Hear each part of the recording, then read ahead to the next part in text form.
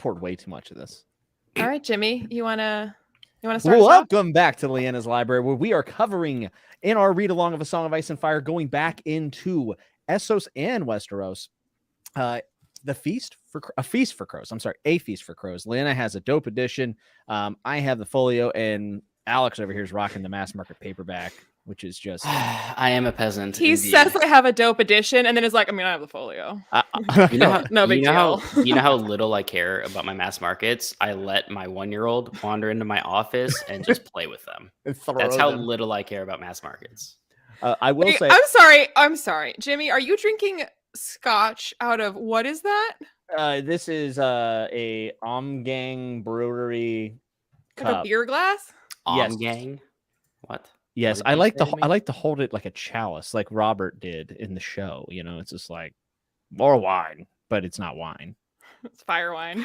I had to drink this because it's a Song of Ice and Fire. Golden wine. Yes, it's a golden wine. Oh my. So, Feast for Crows. I feel like, what is it they say? Do I need It to, like, wakes hold my and drink, stuff, you like weirdos? pouring a drink out for the dead, since Feast for Crows is like. What a great title, by the way. Oh, because you think the other titles are shit, Jimmy? Don't get out. This is the best one for sure. A Dance with Dragons is dope too, though. They're all it is dope pretty titles. dope. They are good. They are. I mean, they make sense. But also, after Clash of Kings and Storm of Swords, I'm irritated at the lack of alliteration in Feast for Why? Crows. Wow. Yeah, he kind of broke that, didn't he? I mean, Game of Thrones didn't have it. And then we started doing a thing with Clash of Kings and Storm of Swords. And I was like, oh, and then Feast for Crows. What? Whatever. Kind of apt too, because a lot of the things about this series change starting in Feast for Crows. Even the chapter titles become different, right? It kind of threw me off. That's what I said. No, Jimmy. Did he? Maybe Jimmy R.R. Martin is busy writing Winds of Winter. That's what it is. We all know that's ghost not writing. True.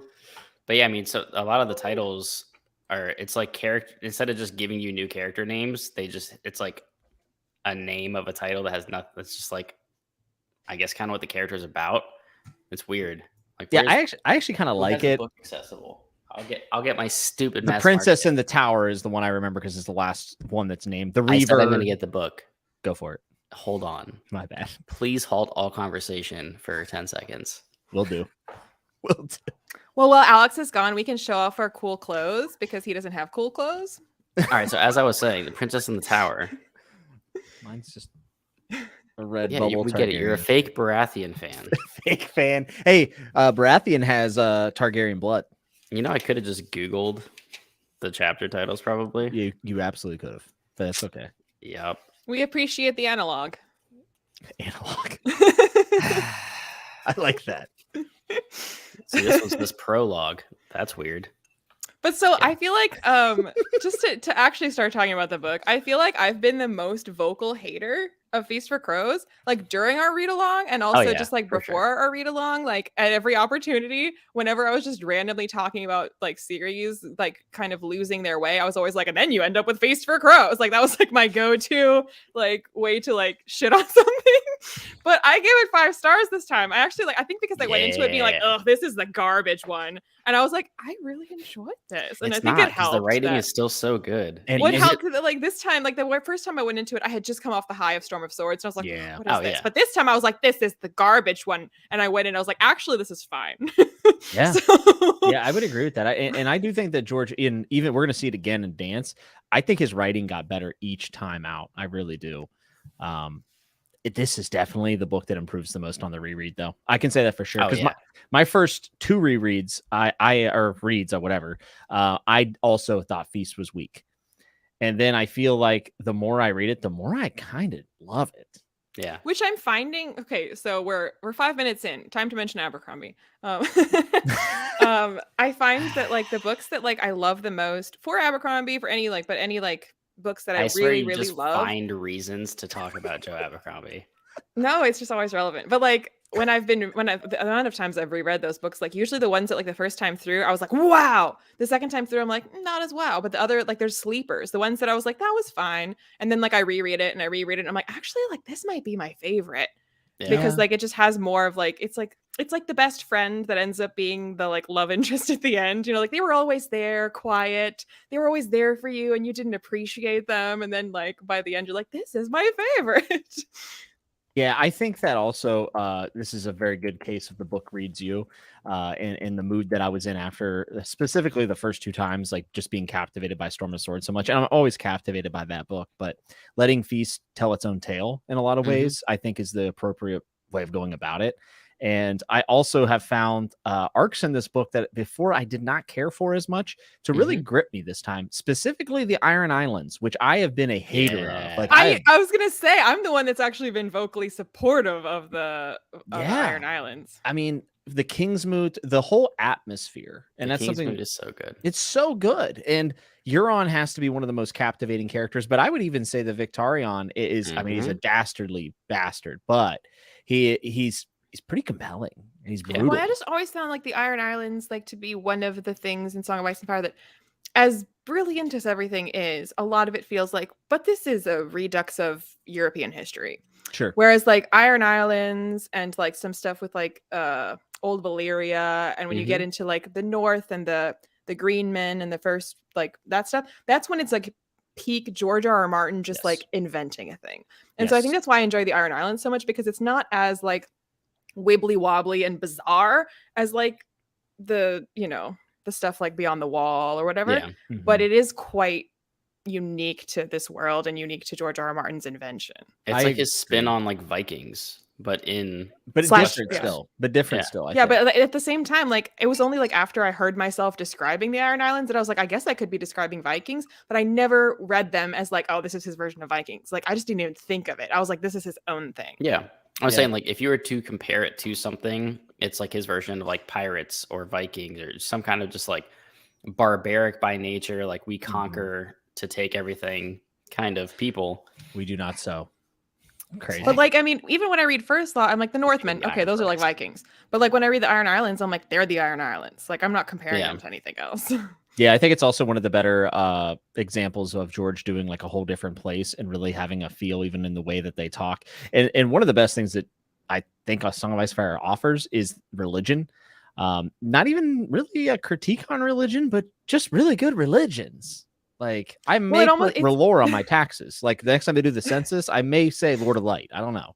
Well, it feels almost again like in when you study like or like religious studies, you know, like in university or like comparative like world religions, like it feels like that where it's kind of almost like anthropological cultural history where like it feels very layered and complex and messy and like where it's illogical, it feels appropriate for it to be illogical because a lot of faith and tradition is inherently filled with paradoxes and it's really good. And also like the mystique of being drowned and brought back to life with the drowned god. I mean, that's what it opens. I mean, not the prologue, but that's what chapter 1 is the prophet.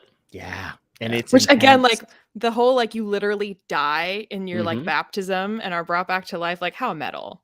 It's so metal. Fucking metal is that? Metal. I really, really enjoyed that a lot more this time around. Like I've read this series quite a few times and I've never really clicked with the Iron Islands past Theon. And this is the time where I think it's really clicked with me. And I love that someone brought up Lovecraft because there is descriptions about the Riverlands, there being swamps that will eat you alive. She-wolves tearing up, which we know is Nymeria. It's very Lovecraftian. Yeah. Talk about the Quiet Isle, I think, in this book as well, which is definitely Lovecraft inspired, which is cool because this is a horror book. Like this is George's kind of dip into horror, which I think he touches into a lot. But I think what also makes it feel really real is that like a lot of books will make the mistake of like when it mentions religion, it's only brought up when it comes to like, you know, this is what we believe and this is seriously what we believe and here's the tenets of the faith and here's like some faithful person, here's like a seer or like a shaman and he's going to tell you what we think. But like where it feels real is when you see the common people and their relationship to the faith, which is like not necessarily even knowing what the faith is, but the way that it's like built into how they talk or it's like built into like their worldview. And it's that like peasant version of the faith that they don't necessarily get, but it's definitely part of their lives that like makes it feel real. Yeah, for sure. And their convictions sometimes come from their gods, especially in the Iron Islands.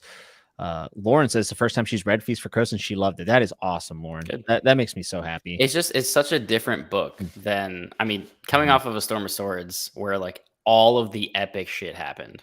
Yeah. Like A Feast for Crows is much more tame in comparison. Yeah. Because I mean, just remember our chat about A Storm of Swords, like the fight at the wall, the Red Wedding, the Purple Wedding, like so much crap happened in that book that you're just like, oh yeah, this book is all of the epic scenes put into a book. And then A Feast for Crows is like much more slow, and you're introducing new characters and you're learning more about the Iron Islands and Dorne and like more slow kind of like political stuff. When like all of the big events just happen, like you kind of need that time to breathe.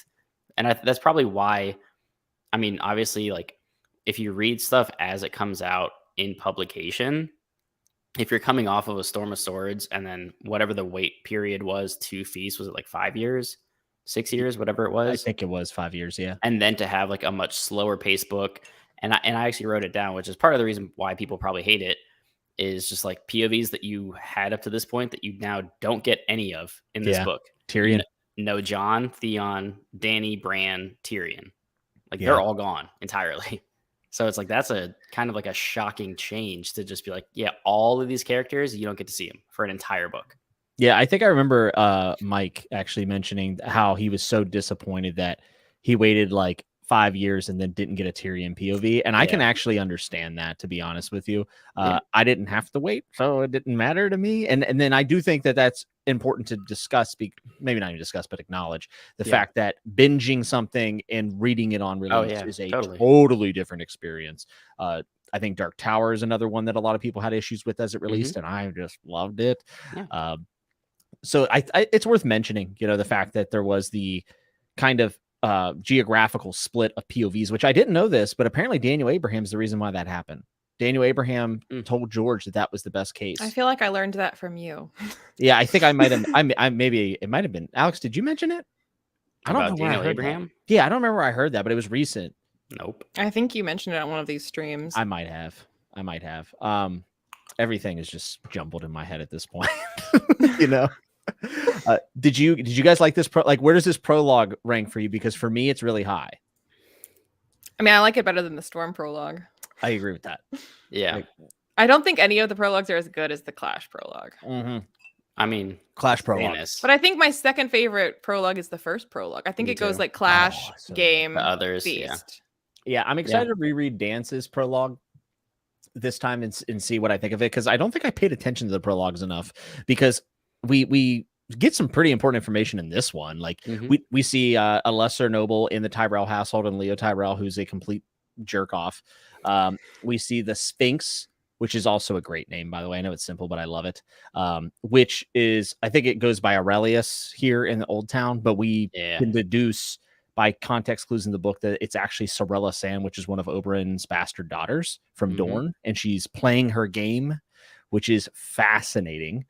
And then we get to Citadel. I mean, Old Town's, we know Tyrion mentioned that the only book about the death of the dragons is locked away in the bottom of the Citadel. Yeah. So we're seeing this like firsthand. And then, Pate's a dummy. He just wants to date Rosie. He's just simping hard, dude. So many simps in these books. Yeah, and the glass candles are burning in this prologue, which we know that has been referenced by Quaithe to Dany multiple times. So this is another kind of like perk your ears up moment. And then the alchemist at the end of the prologue kills our boy Pate. And I think we all can deduce that is Jaqen H'ghar, which is wild. To see him kind of come back. Jaqen's dead though, bro. Jaqen switched his face, and it was the exact same description of Jaqen's face after he switched it with Arya. I just mean Jaqen H'ghar. Jaqen H'ghar. There is a faceless man in the Citadel. Yes. How about that? Oh, so it's like when people talk about Prince, the artist formerly known as Prince, like the man formerly known as Jaqen H'ghar. Yeah. Yes, he's not Jaqen anymore. Now he's just whoever. He is no one. A man has no name. Exactly. There's a really interesting piece whenever Pate gets the coin from the alchemist and he looks at it and he says, I don't recognize this king. And then Arya is in the House of Black and White and sees gold, and it's the same coin. And that's how that's like the definitive proof that it's Jaqen beyond the description. But also, do you think that those coins are from the Blackfire Rebellion? Do you think it's the Blackfire King? Because this whole book is actually foreshadowing the Blackfire. Could be. I thought that was really interesting. and it's not something I picked up on prior. I don't even know. There's so many so much theory crafting that I've like forgotten to even re-look into at this point. Well, it's very subtle, very, very subtle, especially in this book. And that's why I think people give this book a really hard time, and Dance in some regards, because we don't have Winds, and Winds is the next Storm of Swords. If you think about Clash of Kings and Game of Thrones, a lot of stuff does happen, but man, a lot of ground gets laid before that happens. And some people actually find Clash of Kings to also be a bit of a slog, which I don't, but there are people who do. And I think that we don't give Feast the pass because we don't have the payoff yet, and maybe never will. So, but I think on its own right, there's a lot of really good stuff. Well, but I mean, also Clash has like lots and lots of Tyrion. Yeah. So like Feast is just like, it's in addition to like the plot not necessarily having a ton of payoffs, it's also a bunch of new people that you don't really care about yet. Yeah. So like the characters in Clash, like we all cared about from Game of Thrones. Absolutely. You're and then like you don't mind if they're like faffing around a bit. But like Feast is like not that much payoff in terms of like plot events, and it's a bunch of new people. So you're just like, there's almost what no is this? Payoff. Yeah, like we'll get into it, but like just because I marked down all the POVs that we had, and some of them are like in the same chapter, right? Yeah. But I mean, between Dorne, you get 5 characters that you're seeing perspective of, because you got Arianne, Ario, Aerys, Quentin, and Doran, unless I've missed some. In the Iron Islands, you got Asha, Aeron, Victarion, and some of Euron. I mean, you're not really in his POV, but like you get a lot of Euron. Yeah. And then you have Jaime, who carries the book. You have Cersei, who's like the other big one, and then Brienne, Sam, and Arya. So I mean, you have 5 characters you're familiar with, and then like I don't know, 3, 6, 8, like 9, 10 characters that you're learning about. So I mean, that's kind of why, because you take probably 50, at least 50% of the book to learn about new stuff. But like it's weird because like before this reread, the Song of Ice and Fire, like a lot of it just kind of like blurred together into like one lump. And like there were specific things that I remembered for like I knew the Red Wedding is in Storm of Swords, like obviously. Yes. And I remembered that Feast for Crows is like half of Dan's and therefore like limited. And in my mind, Feast for Crows was just nonstop being exhausted reading Cersei and being just like, ugh, and then Dorne, where I'm like, what is Dorne? So like, but it's weird because like in the jumble of like A Song of Ice and Fire and things I like about A Song of Ice and Fire, I was like, well, I love the Iron Islands. I love Jaime. I love how weird Arya's plotline gets when she's with like the Faceless Man. And I was like, that's all in Feast. Yeah. So, I was like, actually, Logan, this might be my favorite. And I'll tell you what, I actually, I think Samwell does a damn good job in this book of being interesting and getting Aemon's last moments. And there's some really good foreshadowing there. And him being the one that's going to the Citadel, and Aemon, while he's dying, having this dream, and he says, the Sphinx is not the Riddler, it's the riddle. And it's like, oh boy, Samwell's fucked. Like, he's just going to have a bad time. And, you know, obviously when he gets there, it's really cool and stuff. But I want to ask you guys this, because we kind of covered this in the last stream, and I've been dying to see what you guys think. Now that we've reread Feast with this kind of perspective of being experienced readers of the series, what do you think about the 5-year gap debate? As far as doing a time jump? Yes, because I will say this. I have been saying pretty much to this reread that I think the 5-year gap was would have been better. And now I actually don't agree with myself anymore. I think I take it back for a couple different reasons, but I'd love to hear what you guys think. I mean, one, I feel like I don't know what his actual plan was of covering that gap. I think it makes sense of where you left off in A Storm of Swords, like where better than to do a time jump then, because you just killed a bunch of Starks. You've got Tyrion getting smuggled out of King's Landing. And then like now would be a good time to do that. My biggest gripe is just the age of characters is going to get kind of silly, just because like, I mean, ultimately it doesn't really matter. Like you could write the story and just not have them age that much, I guess. But if you break it down of like, oh, this only took 3 years, like then it kind of gets strange. I don't know. It kind of depends on what Wins does. Honestly, it's hard to say. So apparently Feast is in a lot of ways the 5-year gap and what it represented. And so for people wondering, maybe people don't know, I guess we should probably define the 5-year gap. George had always had the plan going through the books that he was going to do a 5-year gap after the events that happened to Storm of Swords and the Red Wedding. However, he felt like characters grew on him, and he eventually he started writing the next book and then scrapped it after significant amount of writing. And the reason why it doesn't work is because of Stannis, Cersei, and Jon. What would you do? Have Stannis sit at the wall for 5 years? Well, I was actually thinking in terms of just what's going on in Dorne, like what they want to do with Myrcella, you'd have to do immediately. That's right. And also you have to show the fallout of Oberyn Martell falling because he was such an important figure. And Dorne is hot-blooded. They would not sit around for 5 years. That's why they have issues with Dorne, because Dorne's actually a great player of the Game of Thrones. And honestly, like the fact that in the Eyrie, the fact that you lost Lysa, like they wouldn't be just chill for 5 years. Right. That's exactly right. Littlefinger is a big piece of that. So, I mean, I wonder if ultimately he'll just feel like he wish he had aged things up at the beginning rather than do a 5-year time jump to do that, because you can accept it at face value of like, okay, it's been 5 years since the Red Wedding happened, but it's like, but then if you think about that for more than 30 seconds, like that doesn't make sense, because this is where why would everyone just be sitting there? Before, when we talked about 5 years, and I was like, the only way I see that working is if it had just been like dispersed, where like everything in the books took a little bit longer, so that by the time you get to Dance, like more time just has passed, but not that we had a gap, just that like every single piece of it took a little longer, so that cumulatively they're older now.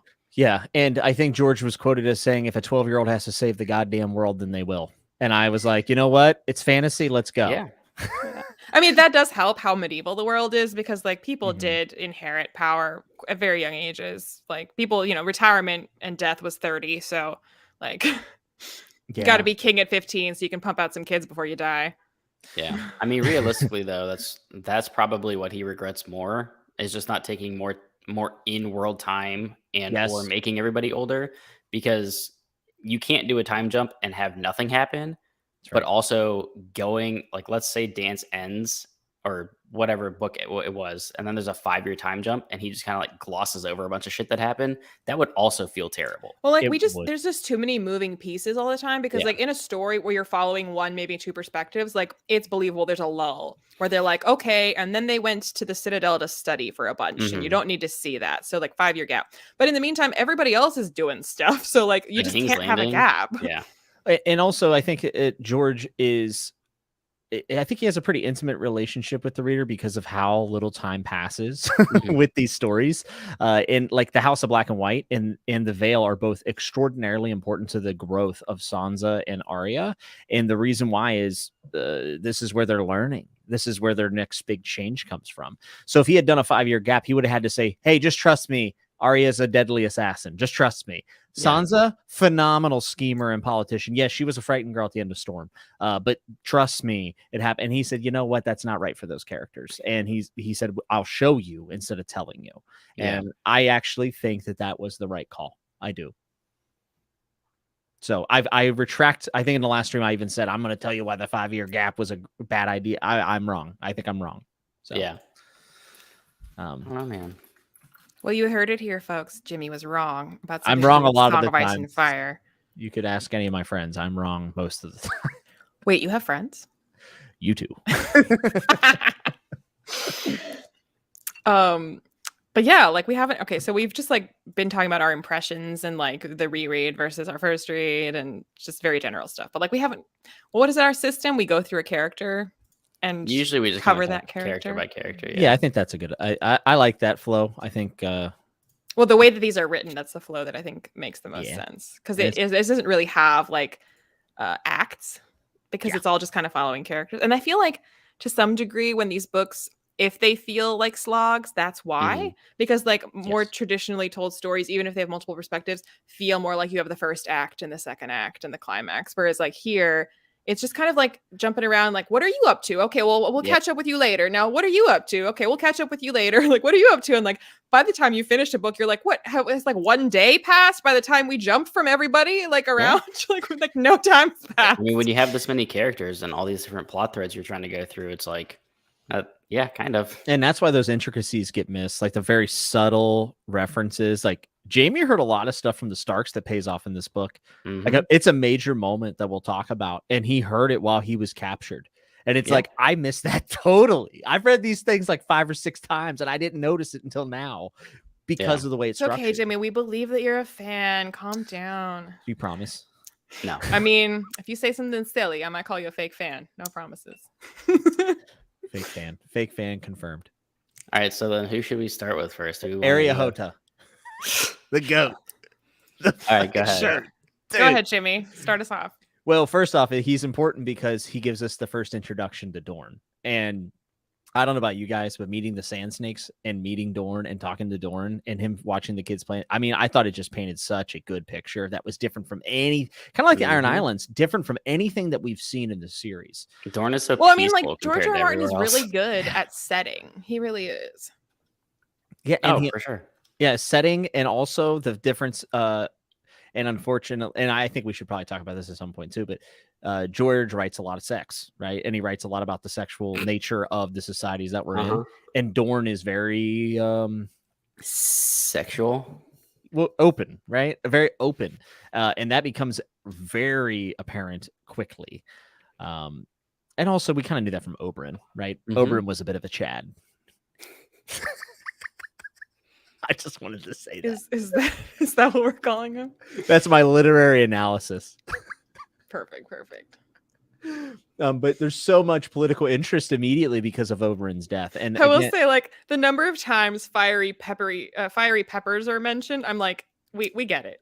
They eat a lot of hot stuff. Like, it's fine. He definitely loves describing the spice of the food. Oh yeah, for sure.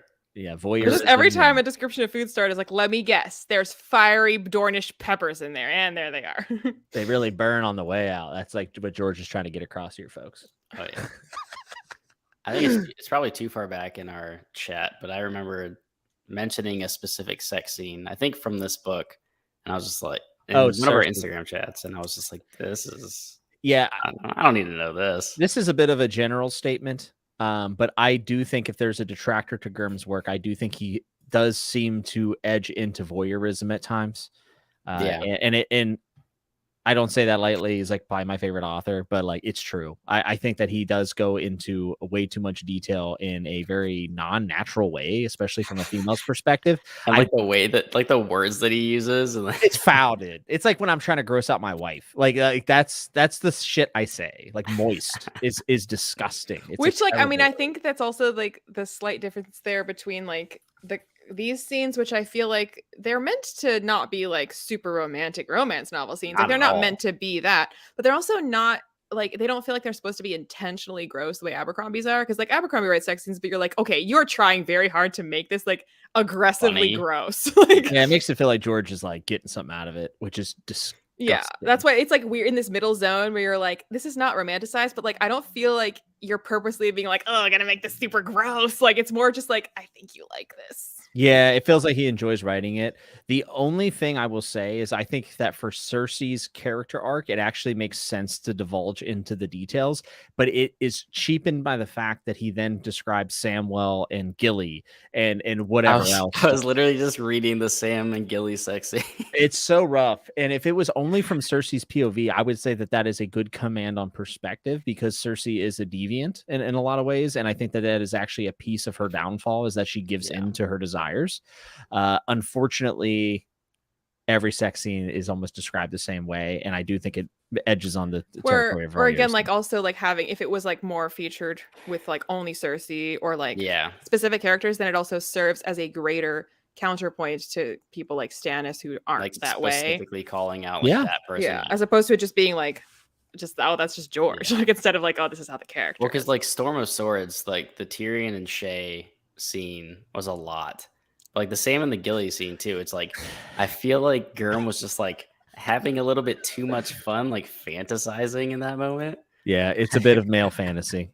And which also like, okay, so like, I understand the urge to write that scene, but I feel like that you write that scene last night and then next morning when you're going over it, you're like, okay, I had fun with that, but delete. We didn't actually need to keep that. Like, you know what I mean? Yeah, I won't read I won't read the whole paragraph, but this is where we get the fat pink mast, which is just fantastic. Yeah, drink to that. I kind of love it.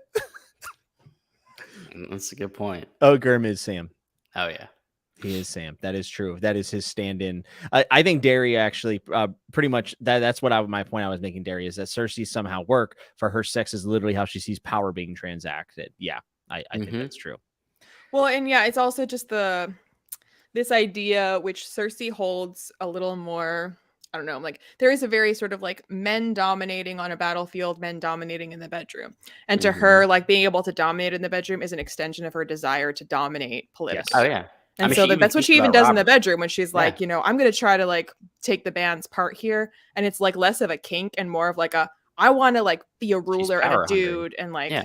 Because she's thinking about Robert and she's just like, I wonder if this is what Robert felt like when he bedded me. So, I mean, it makes sense that she's just like hungry and desperate for power pretty much all the time. Yeah, and it almost makes her seem like she was envious of Robert's power in that moment rather than affected by the abuse that it was. Yeah. Which is a very demented way of thinking about this. Omar, I kind of like, he said, but honestly, though, with Sam, him having to do what he did with Gilly was really essential to his character. In the uses of Sam's parts, fat pink mast, it does not inform to how Sam views himself, not proudly. And I actually think that you're right, Omar. With that said, I think it could have been maybe a little more brief or less descriptive, but I do agree with what you're saying. Yeah, Gurm loves seed on the leg. It's like his favorite thing in the world. It's disgusting. Got to describe that it's there. Yeah, Cersei was very influenced by Robert. I think the reason we don't have like the hugest problem, but we are calling it out, is that it's like there are reasons to have this here. It's just at times in a specific scene, it just like goes a little too long, a little too far, a little too often. So it's not that like none of this should be here. There's no reason for this. It's just that like sometimes it like overstays its welcome and it overstays its relevance. But how about this? I'd rather have this than someone that's very prudish about their sex scenes, but have like infatuations with it. Yeah. And I'm thinking specifically, and I'm not like trying to shit on this person, but like Robert Jordan in a lot of ways, I thought was very prudish with his sexual writing. But like he clearly was fascinated with certain aspects of it, but he would not like divulge. And it's like, come on. Yeah. It's a very American thing. If you go I mean, it's like the lights turn off and like, yeah, they did fade to black. Yeah. Because I mean, like Brandon Sanderson does that. And like that makes sense knowing who Brandon Sanderson is. Robert Jordan, before writing The Wheel of Time, wrote some very sexual stuff. So it's like but he clearly wanted to like have 3 characters in love with the main character and like. Well, I just feel like it like to a greater or lesser degree, and even like your mileage may vary, so there's no universal standard for this, but like I feel like some books go so far out of their way to not have it that it's weird, and some books go way too far out of the way to have it, which is weird. And it's just like there are like your mileage may vary, but like readers can kind of tell like, oh, this was like important to the character, important to the plot, and like if you avoided showing it, it would be weird. And there's other times where like this is, you know, important to the character, important to the plot, but like you showed it too much. So like I think it is an American thing though too, because there's a lot of people like, for instance, Guy Gavriel Kay writes a lot of sex in his books, and I actually enjoy his sex scenes. I think he goes to the well sometimes a little too much, but that's just a subjective opinion. Yeah. But it is interesting in America. I was reading the comments in Americans, but in America, we are all for the violence. Oh, we'll show people getting stabbed on the 5 o'clock news, but any hoo-hoo dilly and the cha-cha. Well, just looking at like the rating scale for films, like PG-13, all the violence. You have like one boob in there, it's rated R. Yep. Yeah. No sexual content, but it's like decapitate people. But like speaking of, like I hadn't read American Gods in a really long time, and I just read American Gods again, and I had forgotten how often the conversation has to go to that. Like the way that the joke will go, the joke is always a sexual joke, and the story, it's always a sexual story. And like after a while I was just like, again. Yeah, that's kind of how Guy Gavriel Kay hits me. I think he's a fantastic writer, but like after the 6 sex scene, I'm like, I think I get it. Like, I think I got it, man. You're making a commentary on how societies during wartime changed the way that sex is done. Like, I get it. Yeah. Let's move on, you know. And I do think that Feast in some ways had that for me just a little bit, where it went into voyeurism rather than, I think Derry even said, informative. And I think that's because I mean, at a certain point, it's like, okay, you're clearly you're writing this scene for you. Like, yeah, George. It's a little bit detailed. George was at the typewriter a little late one night. Mhm. Had a little too much of that Arbor Gold. And said, "Let me write something for old Georgie Porgy over here." Yeah, but like Omar mentioned Stephen King, and I think that's like the violence aspect, perhaps, because Stephen King will just like murder children in his books, and like doesn't pull punches whatsoever. It doesn't matter. It's like, just shoot a kid in the face. Who cares? But you show a sex scene, and people are like, "Oh my god!" Yeah, it is interesting what we're willing to put up with, and I think it does divulge down to culture. For sure, it does. Yeah. All right. So anyway, yeah. Do we want to talk about Cersei? Because we're kind of like, I mean, when you're talking about sex, you got to mention Cersei, right? So sure. But I think this is actually a really good point for like why it feels weird. Let's see what it's more weird. In character perspective, George voice. So that's kind of what we're saying is like he's writing it for himself. It's not like the fact that like it's not just like you thinking that he's writing it for himself. Like the way it's written feels like, oh, this is George now. This isn't the character. Yes, I agree, and that's why like if it was only Cersei, I'd be down. I'd defend it to my. Okay, so let me do this just to paint the picture. As the Sam and Gilly sex scene starts, God damn it, as the cinnamon wind was spinning all around them, and he could taste the rum on Gilly's tongue, and the next thing, her breasts were bare, and he was touching them. I said the words, Sam thought again, but one of her nipples found its way between his lips. It was pink and hard, and when he sucked on it, her milk filled his mouth, mingling with the taste of rum, and he had never tasted anything so fine and sweet and good. And that's bad. The first couple sentences. It goes way longer than that. Like the milk, really, George? Listen. Did we need to know that her breast milk mixed with the taste of rum and cinnamon? Like, listen, I own Tough Voyaging. I'm a Germ fan, but guys, come the fuck on. Like, we can't be doing this. He was having fun. He was having fun. And yeah, Sam's not saying any of that shit. He's just like, oh my God, Gilly's naked. Like, Samwell, by the way, is just phenomenal in this book. Samwell is the true hero of the story, in my opinion. That's why he's going to write the book at the end. That's not Sam's belief, Robert says. And Robert was actually the one earlier. He said that he thought that George found a good balance. So, even us George stands are like, yeah, it's kind of messed. Yeah. Everybody's got their weakness. It's a known kink. It sure is. And apparently it's Sam's because he's a big old baby. Put him in a day. It's like things just keep suddenly happening. It's just like he's thinking about something and then it's like her nipples in his mouth and then suddenly his penis is out. I was like, what's happening? It's jarring after like how like PG Sam is just all the time, and then you get that stuff and you're just like, I'm sorry, what now? Yeah, what just happened? Who did what? Dude, Sam's the best character in this series. It's so funny, and you are cheering him on. You're like, get it, dude. Get that dairy, I guess. Okay, so Cersei. Yeah, so Cersei, how about her hearing things that aren't there? Like straight up, I didn't realize on this reread. I noticed Cersei be cray. Yeah, she's like legit hearing voices that aren't there. Yeah, crazy. She's a psychopath. I mean, you just see her like demise coming from a mile away. It's great, and she's just like devolving into this psychopath over time. But it's also like. It's very, I do think so we were just kind of complaining about George's writing. Whereas with Cersei, there is a lot of like subtle things he does where like a lot of times, and by the time we've gotten to this point, it does help that we've had outside perspectives to inform what we're going to go into Cersei's perspective thinking anyway, before she says or does anything. We've already we've got some opinions about her, but the fact that it is clearly from her perspective, she thinks that she's smart. And usually in a book, if you're in the perspective of a character that thinks they're smart, they are. Because you're like, this author's like, oh, you want me to think they're smart. Yeah. You want me to think that like, they're so clever. But it's clear that while she thinks that she's such a clever schemer, like you're meant to see through it. And like, you're meant to be sitting there. And like, it's not, I don't know. I feel like that's a really difficult thing to do and it not come off as either you want me to think they're smart or as like, it's so obvious that they're doing, like, she doesn't seem...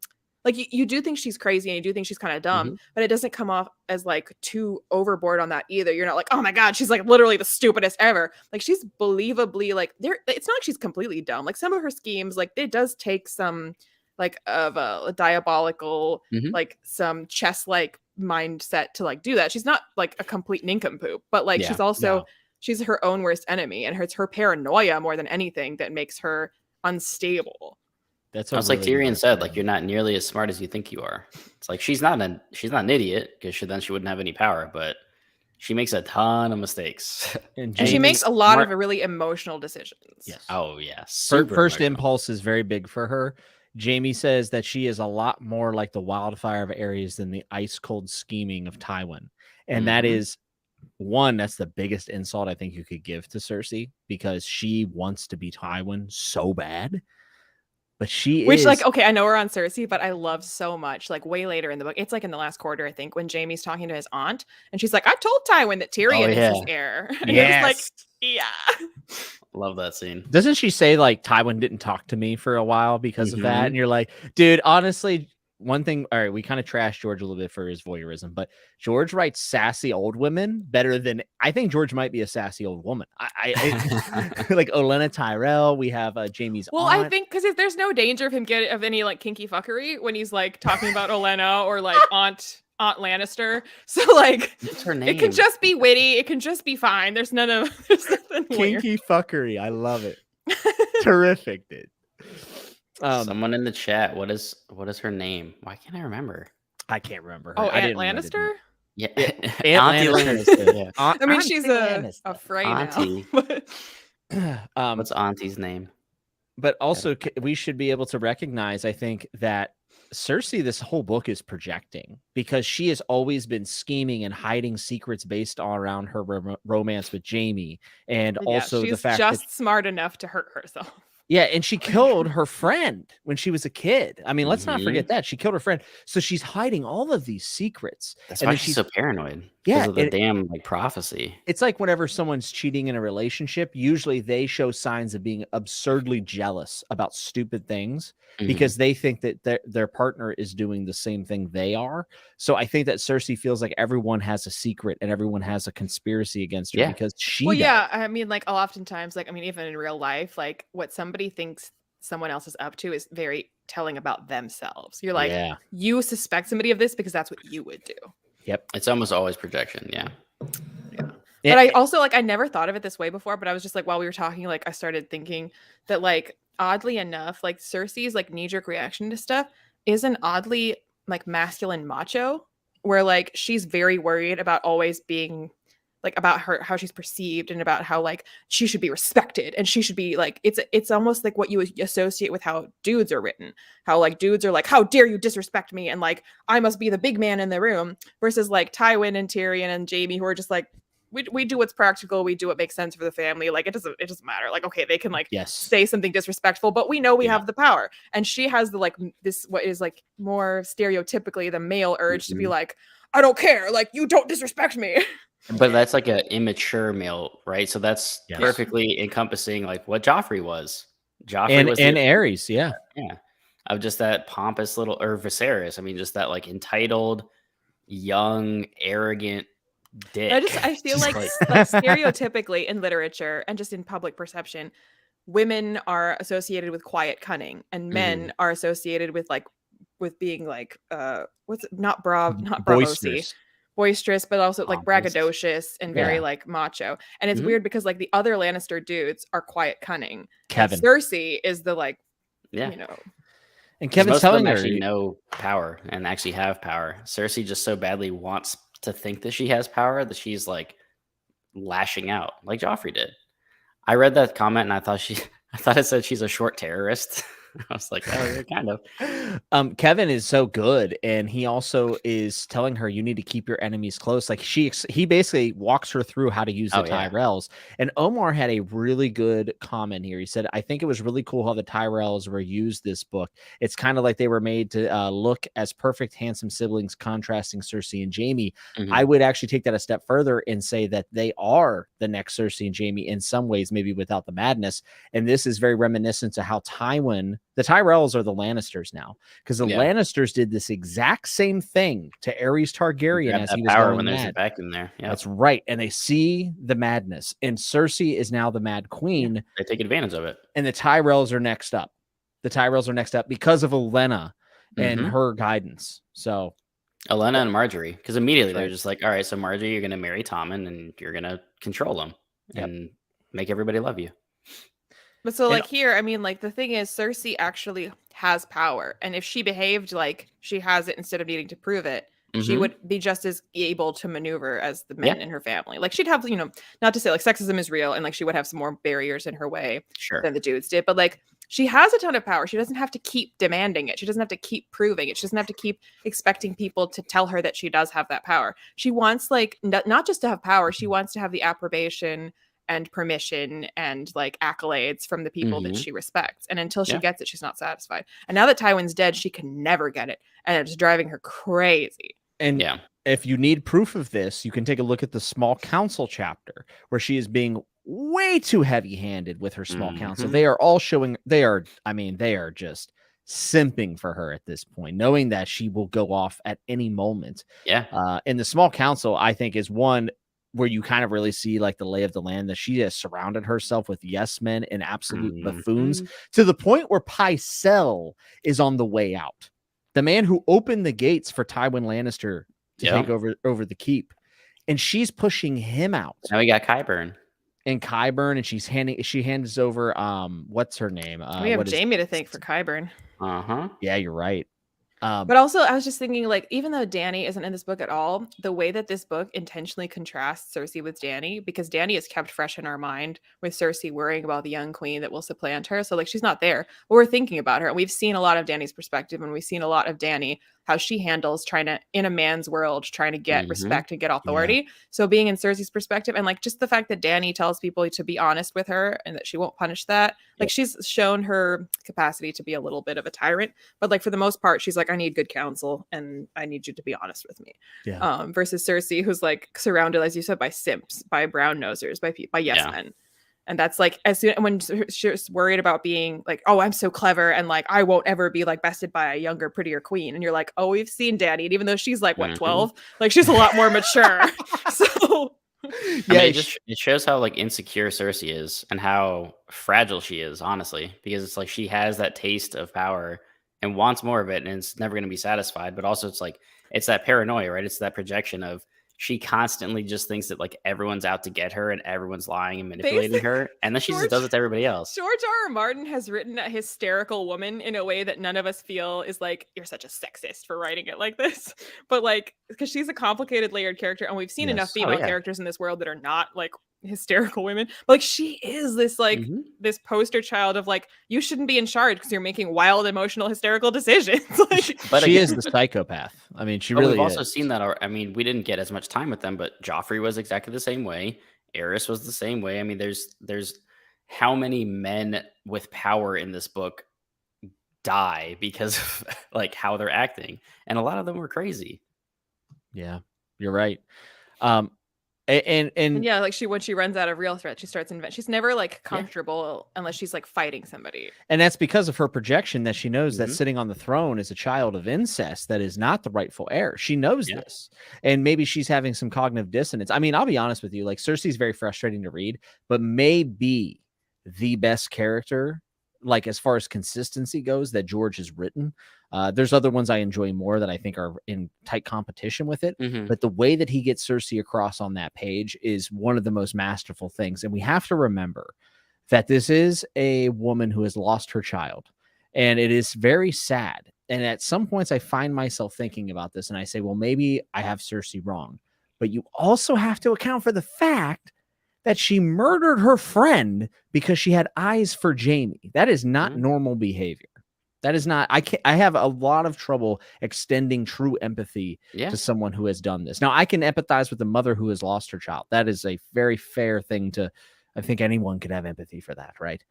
But Cersei as a person is broken. Oh yeah, because I mean it's but also the way that she, I mean, it's a thing that like, you know, men will blame a child for killing its mother, but like the fact that she blames Tyrion for killing their mother when she herself is a mother and like knows how this works, has given birth, like it's just like, you're crazy. She reached into his crib and twisted his wiener. I mean, that is, I mean, when I read sadistic. that, after all these times, I still had a visceral response to hearing her abusing a baby in the crib. It made me disgusted when Oberyn told that story. Cersei is truly, if like, you want to point to a solidified, like evil person in the story, Cersei might have, her reasons or whatnot, but like at the core, I think she's rotten. And I think that's the difference between her and Jaime. And they thought that they were the only two people in the world. And this is the story that we get in Feast, that they are not the same person.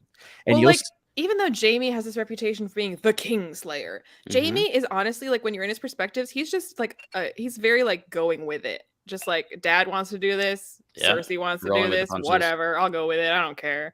Like, he's not, and so like Cersei was happy to like lead their relationship. He loves Cersei. Yeah, but the fact that like she wears the pants in that relationship, and this whole time he's just been kind of like, yeah, whatever she wants, it's fine, it's for whatever. But like, it's only that he's had some time away from her, and he's also, because he lost his hand, and he's gotten to actually like have a wake up call to like see what she's kind of actually like, to where he's kind of has to think for himself for the first time, instead of just like, well, I'll do what dad wants or I'll do what Cersei wants. I'm not gonna think about it. Yeah, like the only times he's really thought for himself is when he killed the king.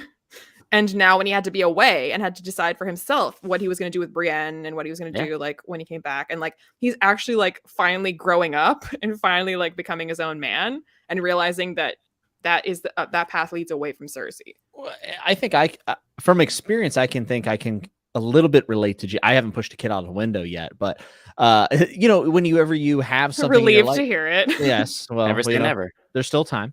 But think about back in old relationships that you may have been in, when you say, this is all that matters, as long as this is good, I'm good. And then it's not good. And then you are faced with the fact that you have taken no agency in your life, that you haven't made any other decisions based on the fact that you just want to keep this thing good. And that is what Jaime did with Cersei. And now we see Jaime coming into his own, having to face that grief, but also taking agency. And it just so happens that when Jaime's so talented, he's so talented he doesn't try. But when he tries and he goes to the Riverlands, Jaime's pretty good. But guess what? All of Jaime's mishaps in this book come from the fact that he is still obsessed with the fact that Cersei slept with Moonboy. It really is.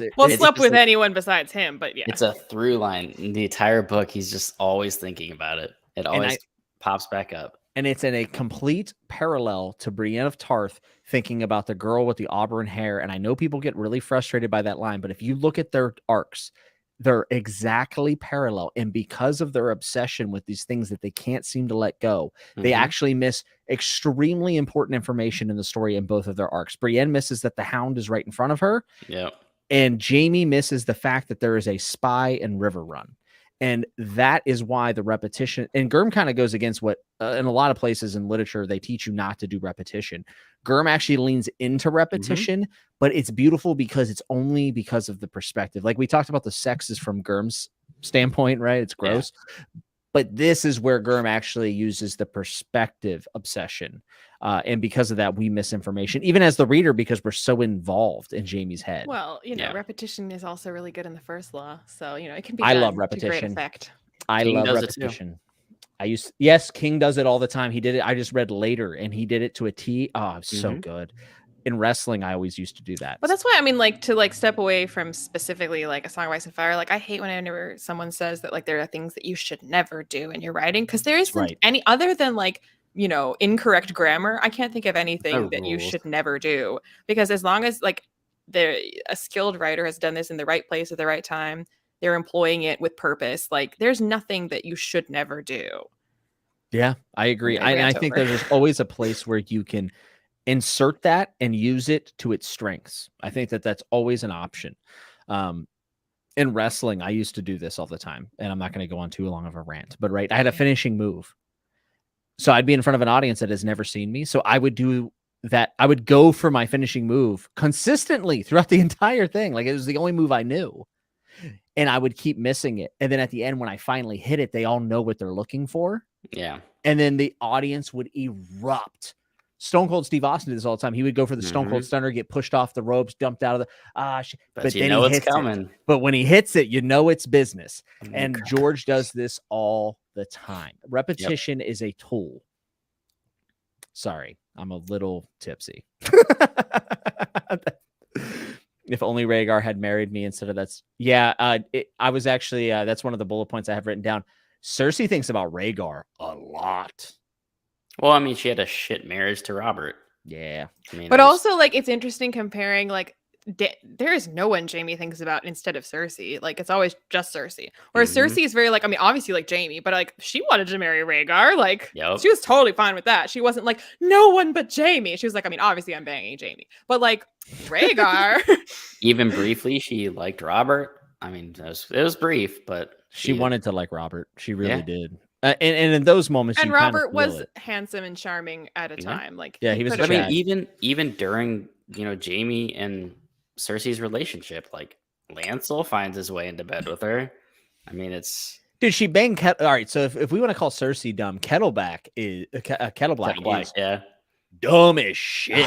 He's a dumbass. And also I didn't realize this until I read it. I was looking up theories from A Feast for Crows, and I didn't realize this, but the Kettleblacks were put in place by Littlefinger. That's a really interesting tidbit. Very, very interesting. He's always up to something, man. He is. He's just, man, Littlefinger's such a good question mark, and I like what we get from him. But Cersei bangs Kettleblack. Like, why would that be a good idea? Like, do you really need to have sex with... Actually, you want to have a really good comparison between Marjorie and Cersei? Marjorie doesn't bang the Kettleblack. Still gets what she wants from him. Cersei just bangs him. Yep. So dumb. So dumb. But this also reminded me of like the present. So they were just talking in the chat about like Rhaegar's, present despite being dead. But I was just thinking about how Bronn is present despite the fact that he's not around. He's not even in King's Landing, and Tyrion is the one that hired him. But like the way that you get snippets of like what Bronn's been up to, where he's not even on page, and you're just like, what a guy. Love you. Yep. Bronn can shine even when not featured. Jimmy, did you seriously only catch that this time around? Derry, I'm really dumb. Like, I don't know what people don't realize. I've had a lot of concussions. Jimmy is the Kettleblack of... Yeah, I am the Kettleblack of the fandom. There's no doubt about it. I'm big and dumb. I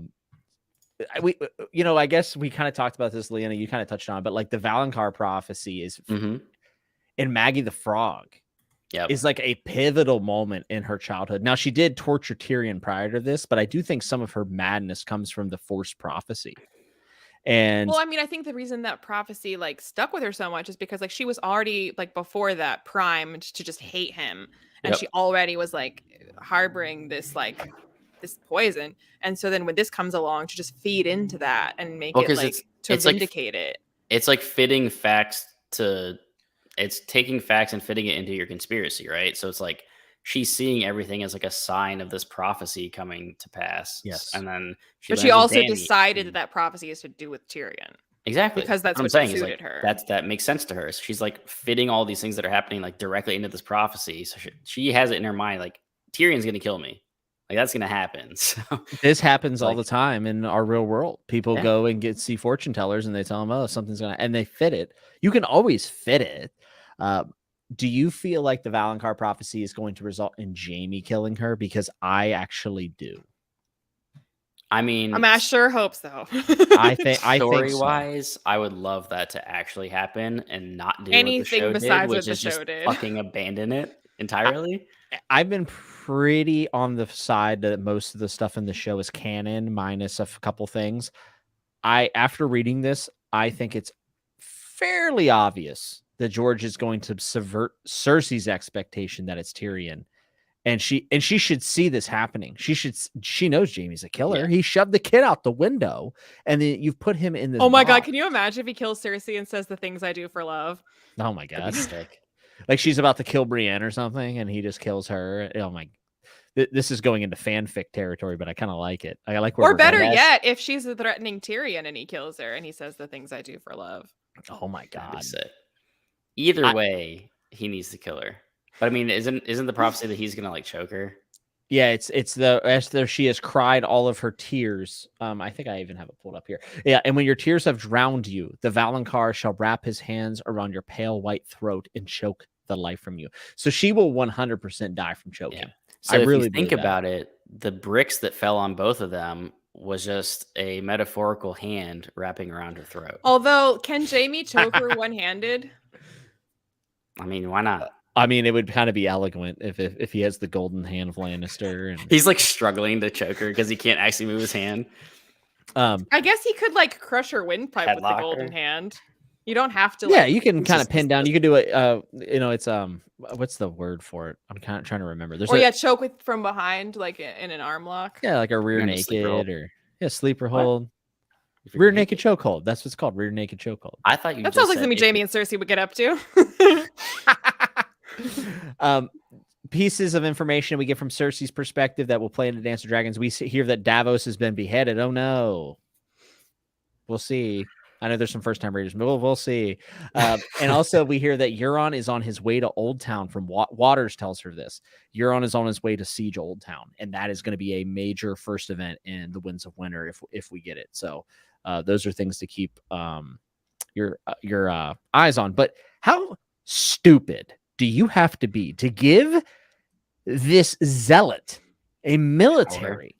The High Sparrow, she literally hands him the keys to the kingdom. Which is why I love all of the perspectives that learn of this and are like, what an idiot. She didn't. Jamie defends it publicly and in his gotta head. have reasons for it because that is crazy. So you wouldn't do that if you didn't have a plan.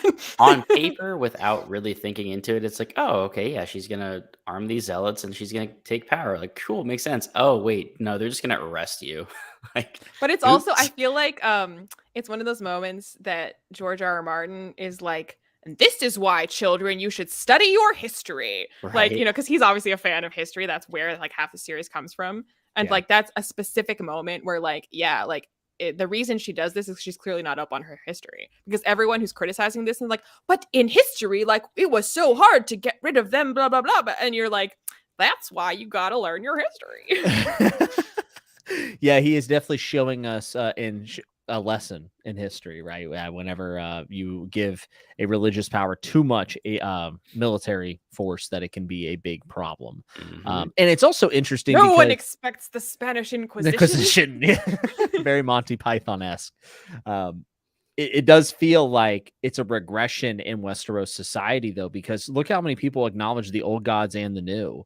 And then you're giving all of the power to the new gods, which means that all the Tullys and all of the North are now in a territory where they could be executed. Basically, wage war on half of existence. Well, it is like, it's sort of like the I feel like it's going from like the very idolatrous and money laden Catholic Church in history, and then the puritanical, like, I mean, that's the part of history that is drawing from anyway. And the way that like Lutherans and like everybody like came in and were like, the Catholic Church is evil and you shouldn't have idolatry and you shouldn't have gold and all of that. You can't just like forgive and let live this other stuff. It has to be our way or no way. And like, that's like the part of history he's drawing from. And it feels very like paralleling that. Yeah.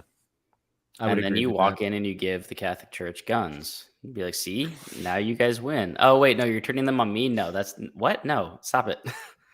Yeah, it's very reminiscent to how France and I believe it was Napoleon and the Pope did not get along. Like, they did not get along at all. And maybe we'll see a little bit of that play out. I have a historical fiction writer that's a friend. Her name's Adrienne Dillard, and she's written a lot about the Tudor history. And some of the parallels that she's been able to draw. I was going to say, like, what it reminded me more of is the fact that King Henry VIII was like, the Catholic Church isn't giving me what I want, so let's go pro-Protestant and like let's support that side. And that's very Cersei right now, where she's like, I don't care about any of this. Just like, oh, you agree with me? Like, okay, well, yeah, you guys. That's and then like that has massive example. repercussions. Yeah. That's a perfect example, Leanna, because George is actually on record to being he's a huge fan of the history of King Henry VIII, and Tyrion in a lot of ways resembles King Henry VIII. And maybe I'll look up and talk to my friend Adrienne. She's very well read in this stuff. And maybe I can kind of pull some parallels and we can talk about that during Dance when we get more Tyrion chapters. But that, I think you're probably more right, Leanna, than I am about Napoleon, because I think he pulls directly from King Henry VIII tons and tons. Well, just in general, I mean, like the War of the Roses, and like that's like the part of history that this most resembles, not just like to do with the church that we're talking about right now, but just in general, like the types of conflicts going on in Westeros. Yeah. Stuart said Napoleon arrested the Pope. Napoleon, the balls on this guy, right? He was like, Napoleon also crowned himself. So like this guy is no. He's 4'11", and he just said, I don't give a shit. I got to pee real quick. I'll be right back. Don't talk about anything cool without me. Talk about Ares Oakhart. He's boring. Weren't we like gonna talk about that, and then we just like didn't? That's boring. Move on. Were we? I think we started talking about it and then immediately just transitioned to sex because like of reasons. Because sex sells. Apparently, that's what HBO thinks anyway. Only for the first couple seasons, and then you can stop. Yeah, you gotta hook up. What happens? Literally, it's what HBO does. Oh, I know. It's like all the tits in season 1, and then it's like every season it gets less and less and less, and then it's just battles. Because now they've got you hooked with the actual story. Exactly. They don't have to like dangle titties in front of you. My old roommates used to call Game of Thrones Titties and Dragons. Like, oh, Titties and Dragons is on tonight. The show cut out so much of the like fantastical elements of the books, though. Yeah. Except for like the dragons. Well, it kept it in the early seasons, but then like once we started nearing off book, and they were like, "Oh, we're gonna have to continue those plots. Let's just not touch those." Right. We don't know what to do with that. No, not at all. Oh, I think no traveling or anything. What? Traveling? I don't. What? Well, anyway. Oh, someone's talking about there's no traveling. Jaime travels the entire book and says Brienne. But I said, I think they're talking about the heroes. Oh, Joe Abercrombie. All right, well, that's fair. That's fair. That's Tyrion an atheist? Yeah, I think Tyrion would be an agnostic. Yeah, I mean, Davos, I would say like when someone they're saying, is anyone in this world an atheist? I don't think anyone is. I think they'd be agnostic. Davos there's so much like weird stuff going on. They'd be like, I don't know which one's true. Something's going on though. So one of y'all has some authentic thing going on. I don't know which one of you. Davos seems the most skeptical, but he still respects the tradition of the old gods and is very bothered by them being and he also has like first unlike a lot of other people, unlike most people in fact, he's had firsthand like primary witness to like what Melisandre can do. So like you can't see that and not feel any kind of way about it. Like she did something that makes no kind of sense. I think Gurm's also very agnostic in the way that he writes, because if you listen to him in interviews, he I believe he actually classifies himself as an agnostic, and he says that none of the religions in Westeros are true, which means that he's leaving room for there to be something that's unexplainable in his work. And I think that he also views the universe like that. Well, also, I mean, like, unless you're going to have some kind of like godly intervention, like there's just no way, because usually, I mean, most religions kind of center or like their point of disagreement is about what happens in the afterlife, which you can't prove.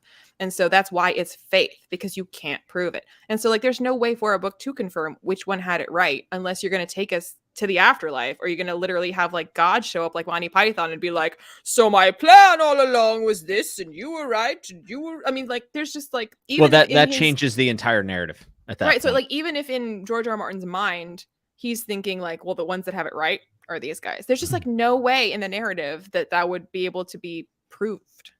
Yeah, unless if you go in a totally different direction, which it's not going to go. Like I think Malazan has like ascendants and gods and stuff, and we actually see their perspective, but that's a totally different thing, right? Like that's not what George is doing, especially whenever it's so close to historical fantasy in a lot of ways. He's not going to show that, which I like. And he's shown us enough of like, and then we talked about this in the last live, just about how like what seems to be the problem is that everybody has picked their part of like what is magical and been like, this is the only thing. And that's your problem, is that like you've built a religion around only this magic is real, everything else is fake. And you're like, no, it's all real. So like the sooner you just accept that all of it is, that like there is like something going on with Azor Ahai, but also the trees do see stuff. So like they're onto something. And like everybody, like it's all true. So like, why did you have to pick one? Just like, it's all true. Are they all connected? Because in a lot of ways, people think that the House of Black and White and the many-faced god is actually the stranger. In fact, I think it's actually even maybe confirmed in canon that it is the stranger from the old gods, because the old gods is 7, right? Well, and the way that the House of the Undying talks, or not the House of the Undying, the Faceless Men. Yeah, Faceless Men. Yeah, like they're very kind of agnostic. They're like, oh, we don't. We're kind of everybody. We're nobody. Like we don't take sides. Everybody dies. Yeah, they accept the fact of the inevitability that mortality ends and what it means to embrace that. Like they're very like hands off. Like when it's time to die, you die. Yeah, they're like, you know what? Everybody can agree on that we die. That's the only thing we're here for, and that's no one can disagree with us about that. You will die.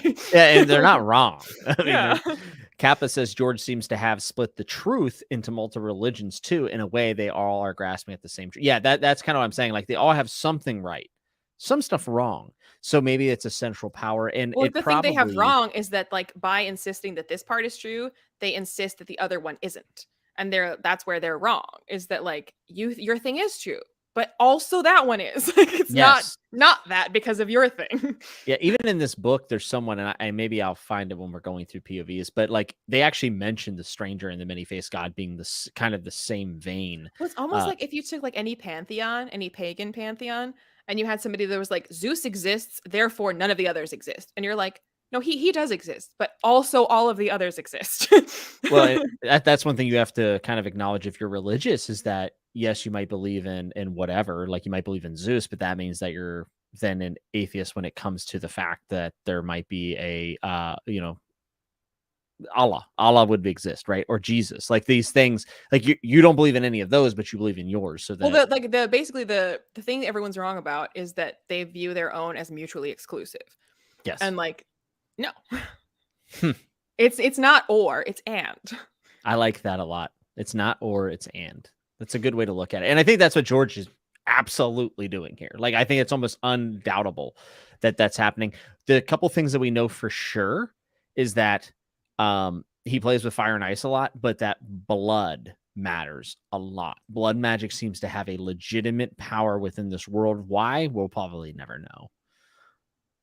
Are you saying we'll never know because he won't finish, or because they'll never tell us? I don't think that's the question that George wants to answer. I think that he is really interested about the human condition where these things happen and how people react to them. I was gonna say the part of it that is the most interesting is like in the face of this, like how humans respond to it. Do they accept it? Do they deny it? Do they fight over it? Like, yeah. Which, like, especially again, the part of history that he is interested in is also heavily steeped in religious debate. It's heavily steeped in the fragmentation of Christianity, and where Christianity becomes like it. I mean, that's the part of history where like it went from being like Christianity is a religion to Christianity is many religions that they don't agree. Mm-hmm. So like that naturally his world and his story has like built-in religious schisms and religious fracturing is like, well, of course there is. Yeah, it's bound to happen. Even up to, I think it's around, you could probably go about 100 years after the crucifixion of Christ, that there was already almost hundreds of variations of Christianity based on that. Like at one point, very early after the crucifixion, there was actually a religion called Christianity that did not believe in one singular God. So, I mean, that just shows you that that is very valid as far as like human history goes. And I think that's what George. The Romans were very like adopt stuff as they go. Mm-hmm. It's like, oh yeah, we'll take that one. We'll keep that. Yeah, we'll just collect that here and make this here. I feel like it's like I'm just picturing like Wall-E from the movie Wall-E, where he's like going through all the garbage and being like, keep that, or like get rid of that, keep that, get rid of that, keep that. Like that's how they went into like, oh, this god, yeah, we like that one, we'll keep that one. This god, no use for that one, get rid of that. And Derry's right, by the way. She said George has already said no gods will appear. Yeah, they will not appear. I think that there will be godlike powers that we have. Like, for instance, Melisandre already does that in this series. But we will Azor never see. Ahai. Yeah, they'll never manifest themselves. It'll always play out through believers. It'll always, that's what George is interested in as humans. That's why Bravos is prospering, because it has lots of gods. Yeah, Bravos is also kind of like, in a lot of ways, the outcast from every other place. You know, artists. Well, also, because we started out, you know, in theory talking about different characters and then immediately abandoned that plan. But like, I talked before about how like Dany's chapters fall flat to me, partly because, or at least I think it's because we have no one's word but hers. So it just makes it inherently less layered because you don't have like converging perspectives that perhaps conflict with one another. And I think that like the fact that we have both Arya and Sam in Bravos, that we get two different perspectives on Bravos really helps. That's actually a really good point. That's a really good point. It's not a singular POV. And I know that she's like, if our experience of Bravos was only Arya's, like you'd have such a bizarre, like very narrow perception. Like Bravos would feel like this bizarre place, but like it's a pretty normal place. It's really just Arya's part of it that's weird. It would also feel like Gurm just included a different place. It wouldn't feel, but that's one of the things we'll talk about in Dance, is that George takes a lot of care to set up the landscape of Essos in a lot of different ways. And Christian from Lost Discovery says, but Bobby B appeared, and you're damn right. Bobby B is a deity in my book. Why Alex is gone? Do you want to talk about Sir Ares Oakhart? Because I don't feel like he's like super duper important. Actually, he is, but like he's not like crazy important. But you're gonna say like because Alex hates him, and I was like, does he? No, I hope. Let's just get that out of the way while Alex is gone. Like, let's hurry. Talk about it. Let's not put him through that. I like the fact that Ares gives us more backstory to the Kingsguard, because the Kingsguard at this point has been told only through a POV of Jaime. And we get so much backstory to the conflict and distrust within the actual Kingsguard, which is supposed to be the epitome of honor and justice.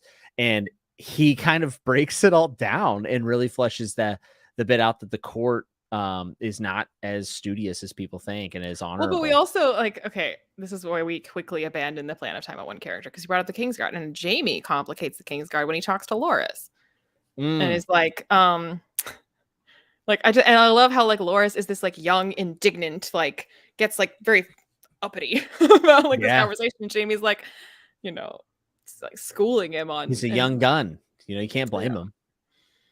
So anyway, but back to Ares Oakhart. We're definitely talking about that. Well, it's a consistent theme. You're right. Jaime mentions it. Ares Oakhart mentions it, and it is a dissection of the Kingsguard and what it means. And to be honest, in a lesser direct way, we can see that the Kettle Blacks are not, they're not Kingsguard material at all. They're bot men. They're almost hedge knights in a lot of ways. So I think that the destruction of the idea of the Kingsguard is very important in this book. But it's also very interesting that Arianna is trying to change Westeros to be able to be ruled by a queen. And we see that through Oakhart's POV, and changing customs while also sleeping with a Kingsguard member that would also then break his vows of being a Kingsguard member. I thought that was pretty cool. And it also gives him pause to think, well, Myrcella can actually be a queen. I love this lady. I love Arianna. So why can't I love her as a Kingsguard member? And why can't I also crown Myrcella as a queen? Like maybe this is actually progression. And I think that's how Arianna takes advantage of Ares Oakhart in a lot of ways. Whenever I read the Ares stuff, I'm like, I'm smarter than this, right? I'd never do this. And never say, tug at my collar. The man got played. He sure did. But Arianna does have sympathy for him after he dies. She actually thinks it's very much like it's kind of like, like when actors or like people die young, and it's like suddenly like it's because they died young that like they never aged to become like it makes their memory sweeter. So you feel like Shea was very happy to play him, and if he had survived, she'd been like whatever. But like because he dies, that makes like the memory of him tragically beautiful, and it makes it pure in some way. That like that's why she feels bad. And she never says that she loves him. She says he loved me, and Doran's like, I don't doubt it. And by the way, Arya Hota chops his fucking head off, like straight up chops the dude's head off. But I think like Feast was one of those like situations where like this is part of why I was always like dunking on Feast as like, then you end up with Feast for Crows, because like the fact that we introduce this perspective in book 4 only to immediately kill it. And you're just like, why? Why are we doing this? I actually agree with you in this regard. And I think people misconstrue the Red Wedding with this moment, because I have argued with people time and time again that people say George will introduce a character for 3 paragraphs or 3 chapters and he just kills them. And it's like, that is not the case 99% of the time. This is the exception. And I would say that Sir Ares Oakhart's perspective, he kind of gets fridged in some ways, because it's like the reverse fridging of usually it's the wife, right? Mm-hmm. But Arianna's perspective is a matriarchy or whatever over there, so of course it's reversed. It's kind of a cool reversal, isn't it? And also the fact that I do think that this plays into the theme of the Kingsguard and honor and justice, which has already been questioned with Jaime saying, well, I killed the king I was sworn to protect, but wasn't that the right thing? Oh no. Anyway. Back to me seizing the power that I deserve. Oh man. Where did Alex She's go, also like an interesting counterpoint to Cersei, because they're both a little bit like their situations mirror each other in the way that like they want to get the respect of their father. They think that they don't have it. They think they have to fight to get it. They think they have to like outplay whoever to get what is rightfully theirs. And like it's weird because like in Cersei's situation, like she's right, Tywin would never have given that to her. Yes, Tywin doesn't respect her. But in Arianne's case, she's wrong and she done fucked it up. And Dorne was gonna marry her to Viserys. Like she was gonna be queen of Westeros. She messed up bad. And also that revelation in the Princess in the Tower chapter, I thought that chapter was one of the best in the book. When Dorne starts kind of pulling back the curtain a little bit on what he knows. And I think that he doesn't give us everything that he actually knows, because one of the biggest questions from this book that we have to have answered, who ratted on Arianna's plan? Because unlike Cersei, her plan was very good. Her plan wasn't bad, but someone in her group told Dorne. Who was it? Who do you think? I don't know, Jimmy. Who do you think? I think the safe bet's the Maester. But I have this is my big tinfoil hat conspiracy. George killed Alex. Alex is dead, guys. I don't know how else to say this. He was Eris Oakhart of this Feast for Crows live. I'm gonna get that beautiful leather chair he has in the back. He actually left it to me in his will. I love that chair. I actually was gonna get a chair very similar than he got, and I was like, I feel like I wish he filmed his videos there. Yeah, and was why like, not? Why isn't he like Charles Dance, like sitting there?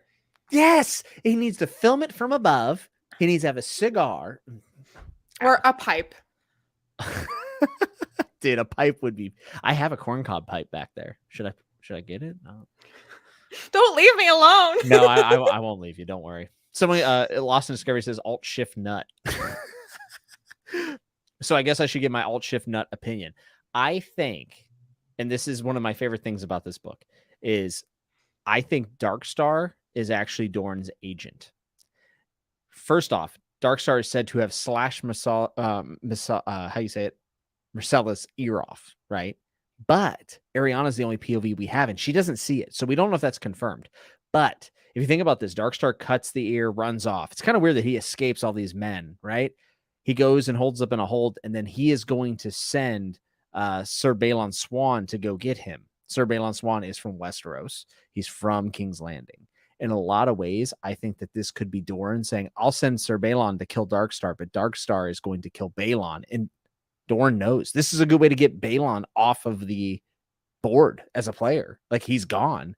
And Dorne gets no blame, because if there's anything we know, is Dorne is amazing at scheming. He's been doing this for 20 years since that, his sister's child was murdered and his sister was murdered. Which is why, like, you definitely feel that even though he's not a POV character, like, you should, you should sympathize with your POV character. And yet in that scene when he's like telling Arianne how it is, even though he's really calm about it, I just like, you feel such frustration of the like years of patient planning that's just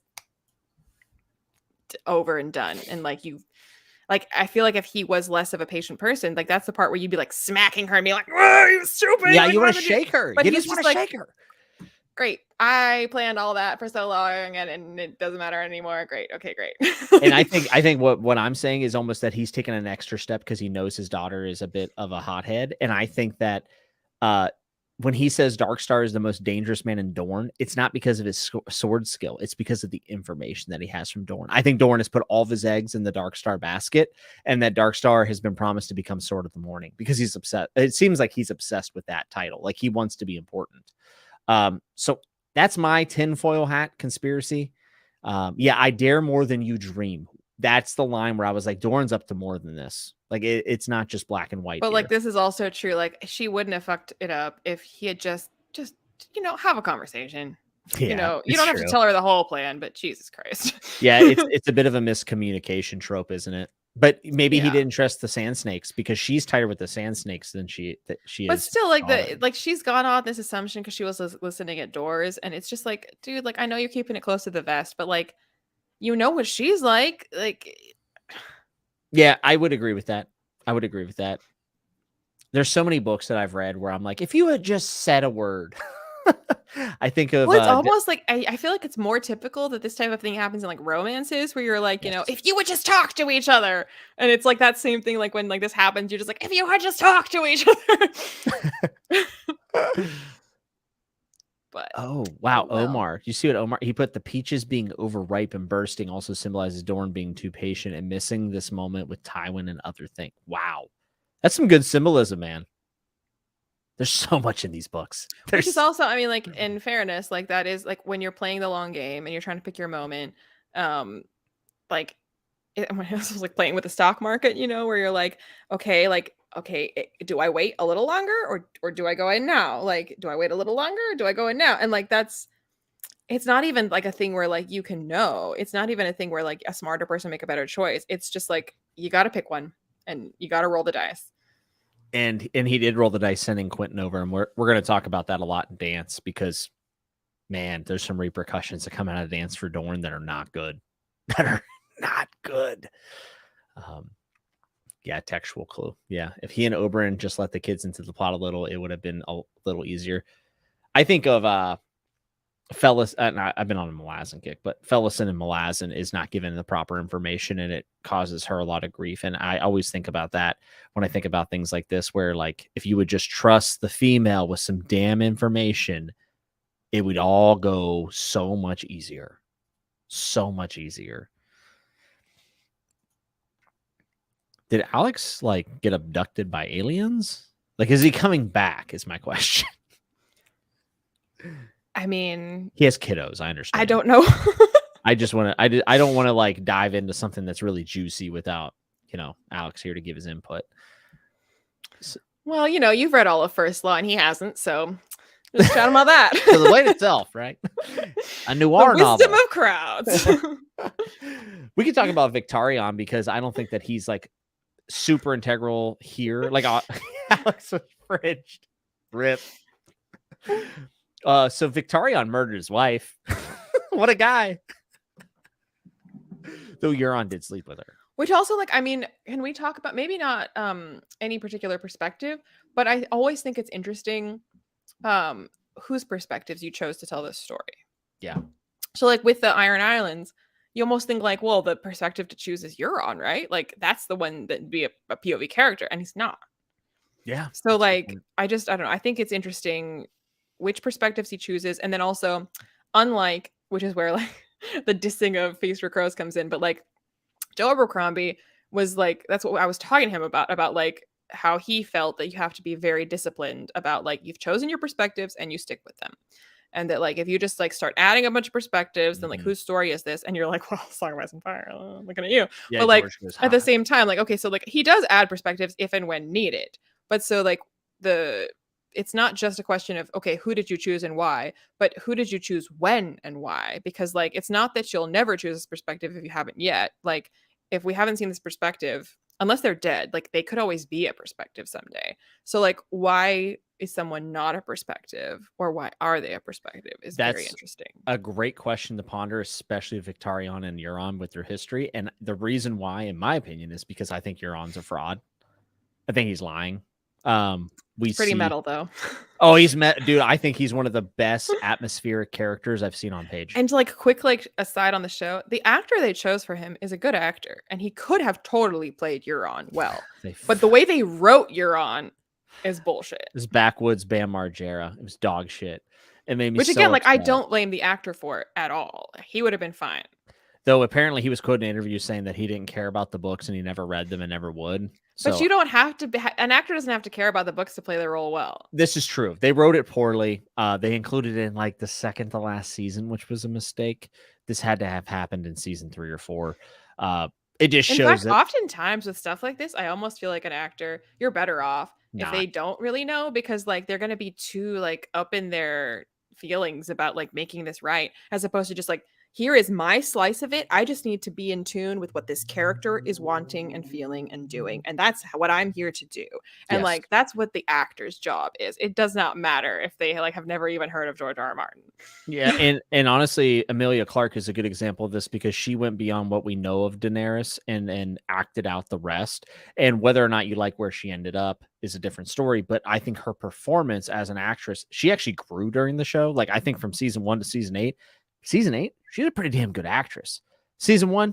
Also, isn't it? I feel like, I don't know if this is true, and I don't know if I heard it from you or from someone else, but I feel like I heard that the scene in, the episode where she's on her dragon and she's like having her, she did her emotional journey.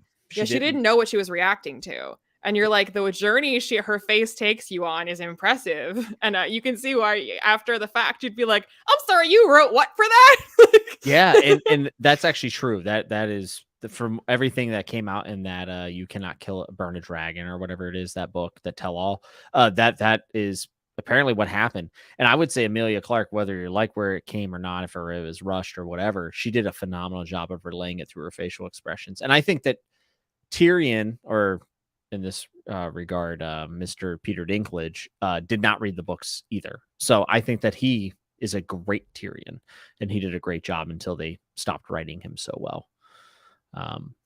So yeah, I think the Euron actor could have been. He was well casted. He was well casted. The like interview with them on, again, I think I mentioned this in like probably several of the lives, but like when they're talking to Peter Dinklage about like the long night, and he's like, and he puts the women and children in the crypt, so I guess he's not that smart after all.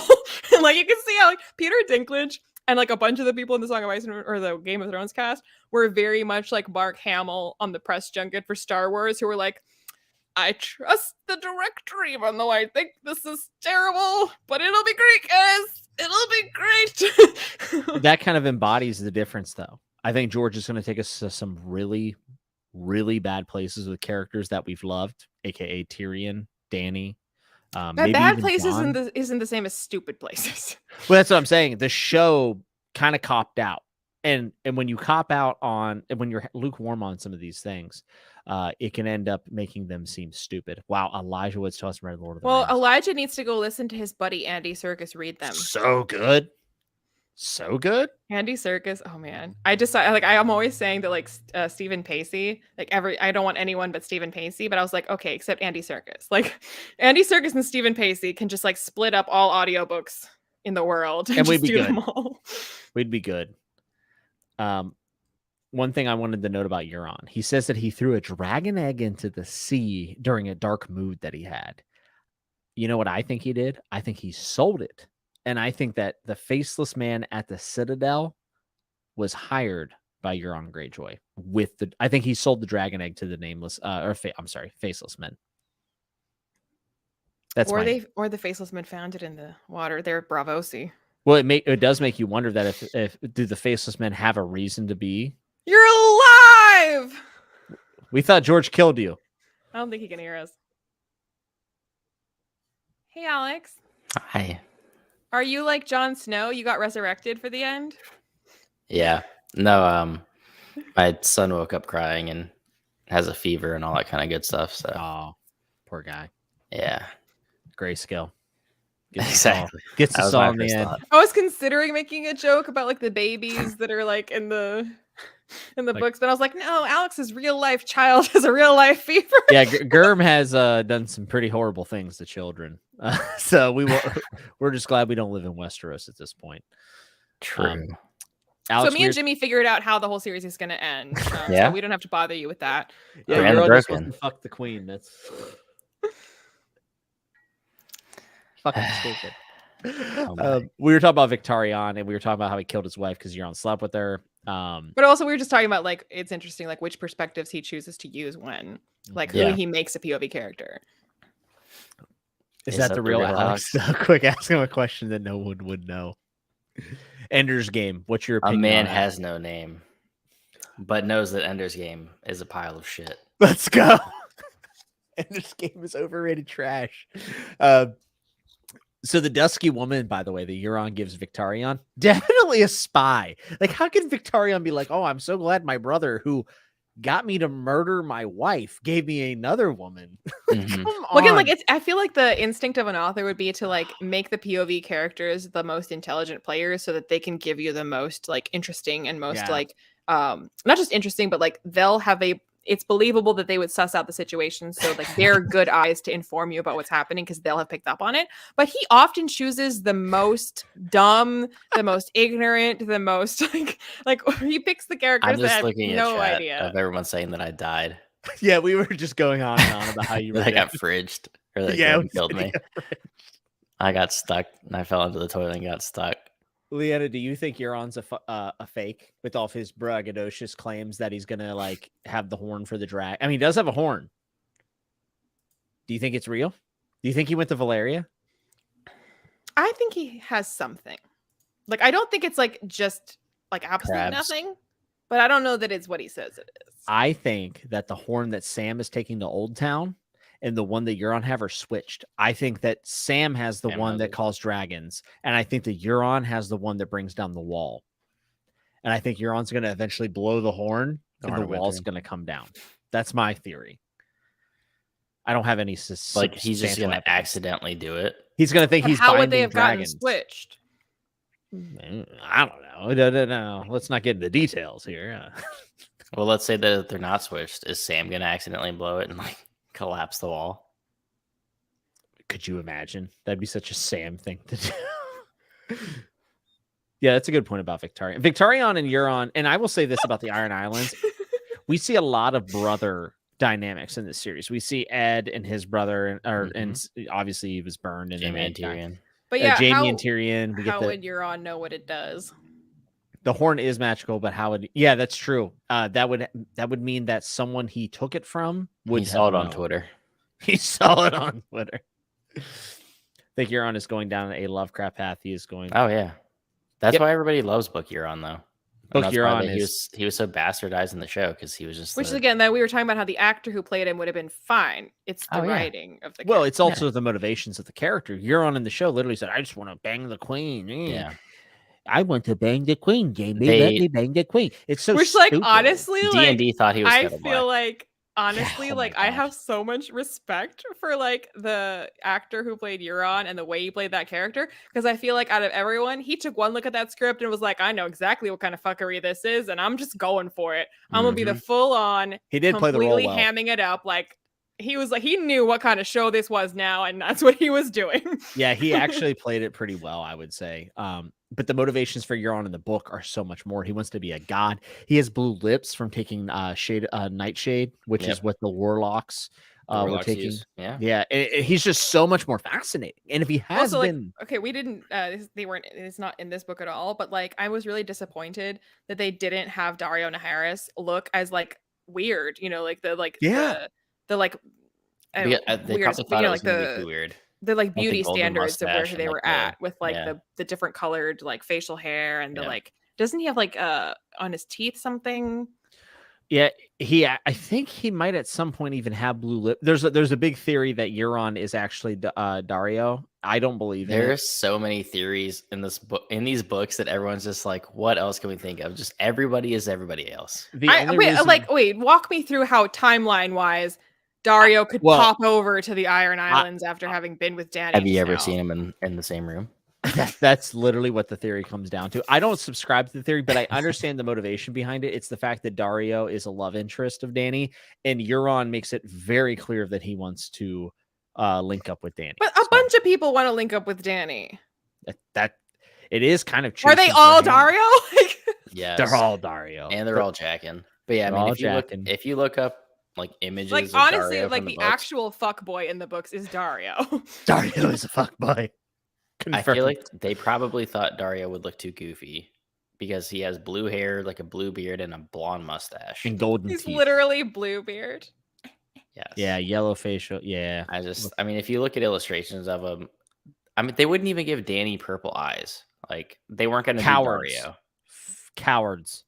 The Witch. I just feel like that's one of those things that, like, if it's handled well enough, that like that's what makes a world interesting, is the fact that like it doesn't just look like a medieval Europe. And I think they did a little bit with like the style of the hair and the dresses in King's Landing, where like this looks like it's its own era and its own style, where like, oh, this is from Game of Thrones. Like this is an aesthetic that they go for in that world. And I just feel like it's like cowardly to not go on and show different like other cultural aesthetics. Like, I mean, it's a very almost like kind of Egyptian aesthetic that they went for, like with the way he's described. And that doesn't have to look silly. Like they could have made Daario look, you know, the way that he's described in the book and not make it look ridiculous. I agree. Just go full Hunger Games. Just all the rich I mean, like if anyone could pull off the like blue facial hair and gold teeth, it would have been Ed Skrein. So as soon as he was not in it anymore, whatever. It's kind of a wrap. It's kind of a wrap. The new replacement Daario was just like the most generic, bland. I feel like Ed Skrine's smile and his teeth are already kind of like, I don't know how to describe it, but I feel like gold in there would not go amiss. It would just look normal. It would just like go with this like weirdly, like I don't know how to just explain this any other way, but Ed Skrine's face looks very like it's made out of sharp points. Yes. And like his teeth, just like sure. have some gold in there, like have some pointy blue. Like it would have looked normal for him to have a few gold teeth and some weird hair color. I wouldn't have even noticed the gold teeth. Like, yeah, that's just what it looks like. What are you talking about? He was in Deadpool. Okay. He looks like someone you'd see at a Starbucks. That's true. Well, like they didn't even try to find somebody that looks kind of like Ed Skrein. It was like, I didn't know he had been recast, and I was like, "Who's this guy? Who is this?" And he looks very forgettable, and he looks very like I don't know. The thing about this is not even in this book, but the thing about Daario is that in addition to how like the description of like the blue hair and the gold teeth, like he's very like this like wild card that like everyone is telling her not to be with because like he's just. She's the bad boy, or he's the bad boy, yeah. And like the new guy looked like that steady, reliable best friend who's been your boyfriend all through high school and all through college, and you can trust him to like open a joint bank account with. Like he didn't look like this like risky wild card that's like oof, but also like he didn't have that energy at all. As Giselle, yeah. Yeah, I fan cast. Ed Skrein is Giselle. But also I changed my mind since then, and I think Ed Skrein should play Shivers. I could see that. I could definitely see that. What's this? Leanna talking about First Law again? I didn't the whole time. Wait, no, I did while you were gone a little bit. But I'm sure you said at least one thing. So the POVs that we have left are like Arya, Jaime, Brienne, and Sansa. I think we should start with Arya because she's the most distant and also probably I wouldn't say the least interesting, but she gets very little in this book. I was gonna say, like with Arya, like all you get is questions, and so it's hard to like talk about it because like all you're doing while you're reading her chapters is going like, "What the fuck?" Oysters, clams, and cockles. The one thing that you have to admit though is her first chapter is one of the best chapters, I think, as far as introducing a new place, like the Bravos and the Titan and the way George explains that, and then we actually get inside of the house in black and white, and it's like so enchanting. I loved it. I was kind of just eating the details up, but I feel like it's a lot bigger. Well, we were talking about like the sometimes weirdness of the writing. What does she do to the faceless man that first shows her his like gross face? She does something that's like kind of kinky, and I was like, I can't remember.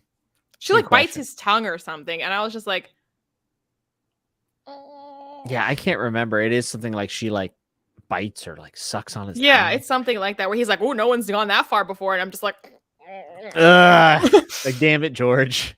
But like otherwise, yeah, and like I said before that like one of my favorite things in A Song of Ice and Fire that I forgot was in Feast for Crows is like when Arya goes to Bravos, like that is like peak George R. R. Martin being weird, and I love it. Yeah, Omar said in the chat, he said Arya's chapters in Feast and Forward is honestly some of my favorite content in the series. You get so much of her identity conflict from the back and forth with the kindly man and lots of info about Bravos and the faceless men, but still so much unknown, just super sharp dialogue in those chapters. Also just Assassins, Many-Faced Man are so damn cool. Yeah, I think that especially the kindly man, that's a very good flex of George giving very specific dialogue styles. Well, and also we were talking about how George R. R. Martin has like no discipline with like how he goes into the kinky fuckery, but I feel like he does display a lot of discipline in the fact that as like the like urge to go and be really edgelord about the faceless men, and he doesn't like it doesn't feel like this like super edgy. No, I take it very serious. Like they're assassins, and like it doesn't feel very like look how cool this is, and like they just kill like like it's very. He's very muted about it, and he's very patient about it, and it's not that at all. She eats the worm from his skull is the thing. Fucking metal. But what else is she supposed to do? Like her mother just got murdered, her family's dead. I mean, man. I'm sorry, when your family dies, you eat the worm out of a skull? Yeah, you don't? Every once in a while. Every now and then, you're going to have to do it. But we still, even with Arya being really weird, we still get callbacks to her being a Stark because she looks at Needle. And she, whenever she's trying to put it away, and she says, "Needle was Jon Snow's smile." That tugged on the heartstrings. Weird thing to say. Well, I thought it was beautiful. I feel like in so many books, right? Like a character is told that they have to make sacrifices and they have to give up something, and you're just like, yeah, just give it up or whatever. But the way that like when you're watching Arya consider giving up all of her stuff, like you're sitting there going like, don't give up, Needle, you can't. And like you feel it as much as she does, where she's like you don't question the fact. Like in other books where you don't care that much about it, you'd be like, oh, if she had just given it up, like it would have been whatever. But like you're with her on it. You care enough about this that you're like, I can like, oh, I'd be don't give up, Needle. Like I'm with you. Like don't. Am I seeing this right? Because now I already, because I read this first thing in January. Arya only has 3 chapters. Yeah, it's very brief, but she's in both books. So she's in Dance a lot. And it's probably because it's George's wife's favorite POV. Not just show Arya. Yeah. It's just his favorite character. Yeah.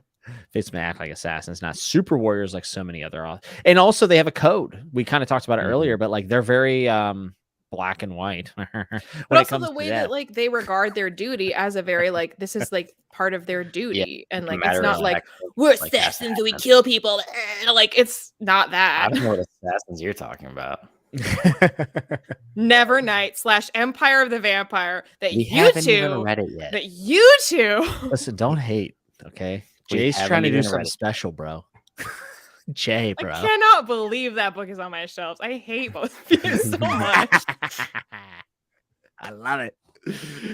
All right. I think it's time to talk about Samwell the Slayer. Can we talk about Sam the motherfucking Slayer? Sorry, I won't swear. As long as we don't talk about the thing anymore. No, we already talked about the pointy subject. The fatty pink one.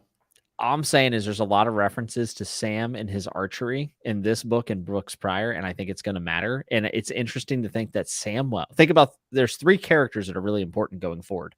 The Sphinx has a special bow in Old Town.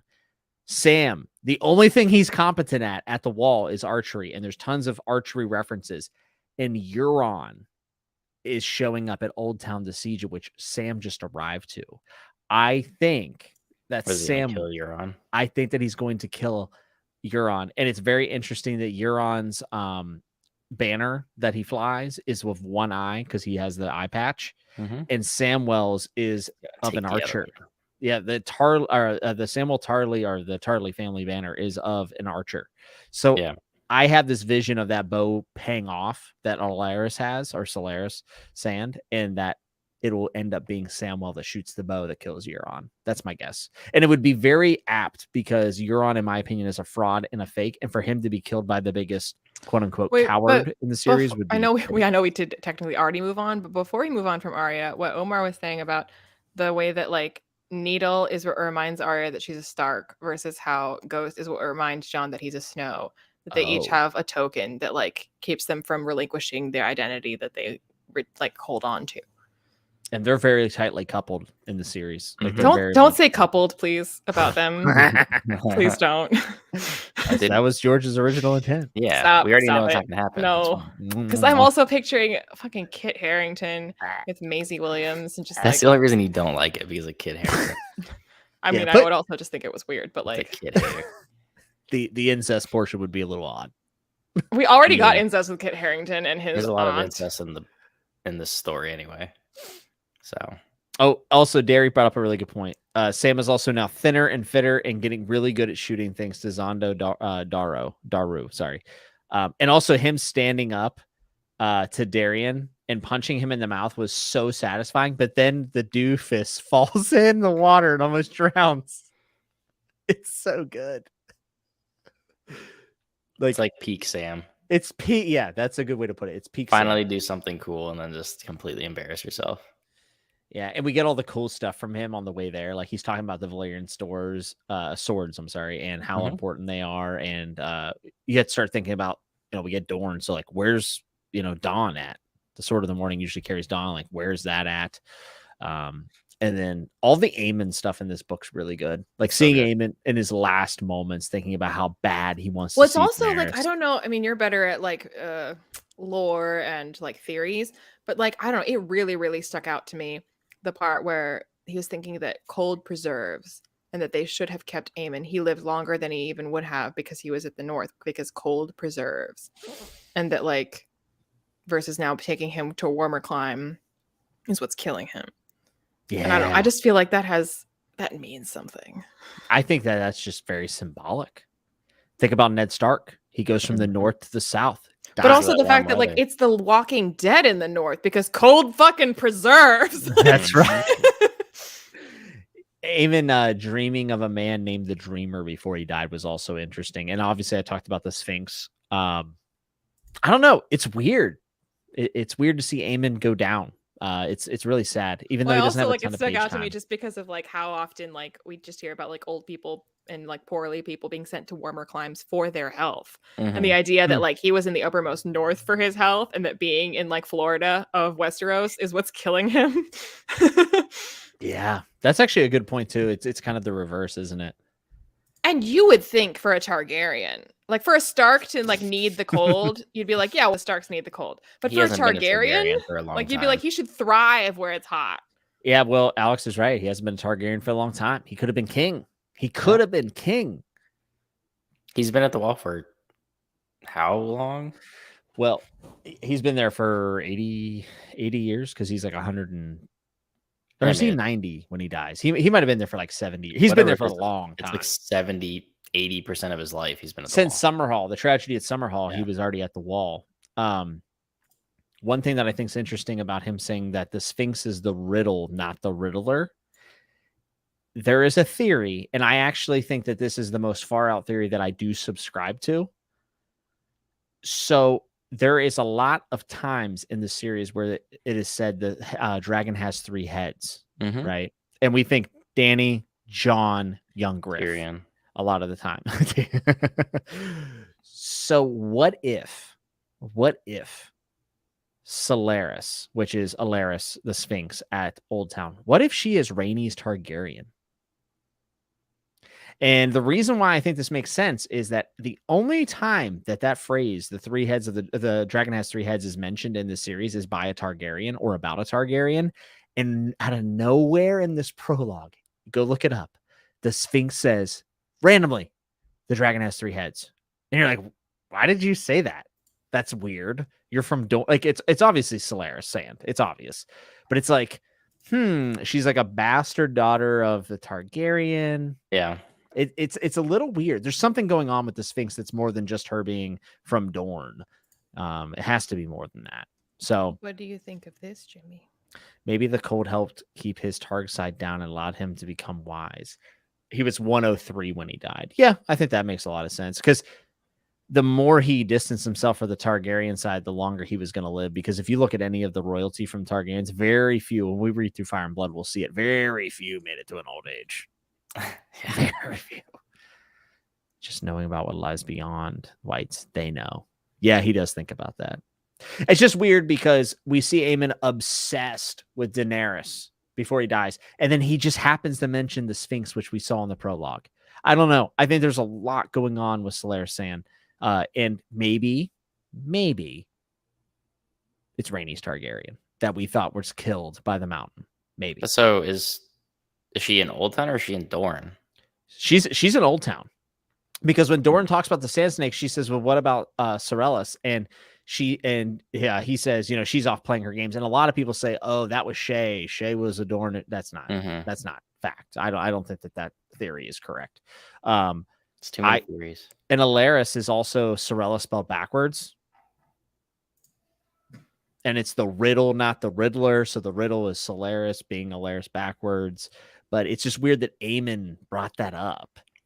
And then in the prologue, Solaris or the Sphinx or whatever you want to call her, which is posing as a male, which doesn't look like a male, right?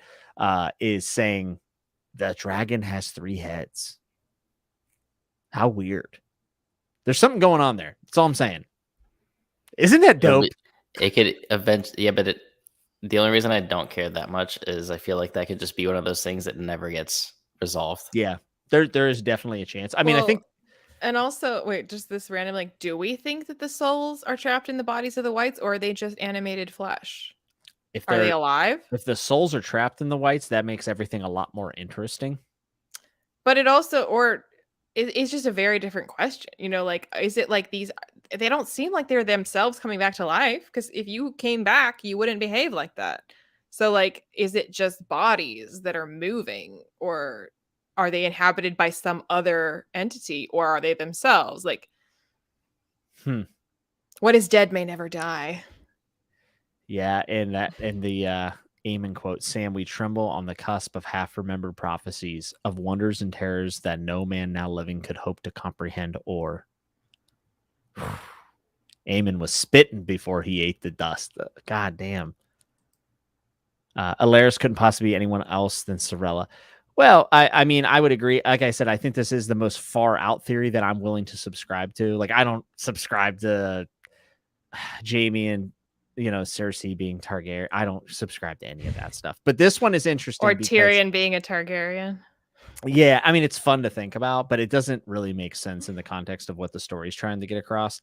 But if you look up on Search of Ice and Fire, you will see the only people who ever mention it are Targaryens. And too many secret Targaryens. Too many secrets. They can't all be Targaryens. Well, but we say that, but it's because we also are considering all the ones that are like clearly ridiculous. I do think that Alaris or Sorella, whatever you want to call her, she's up to something. She's playing a game and Dorne knows. So a lot of cool stuff. Didn't one of the whites remember things when he snuck into the wall in Game of Thrones? That is correct. He remembered where the Lord Commander was housed. That's right.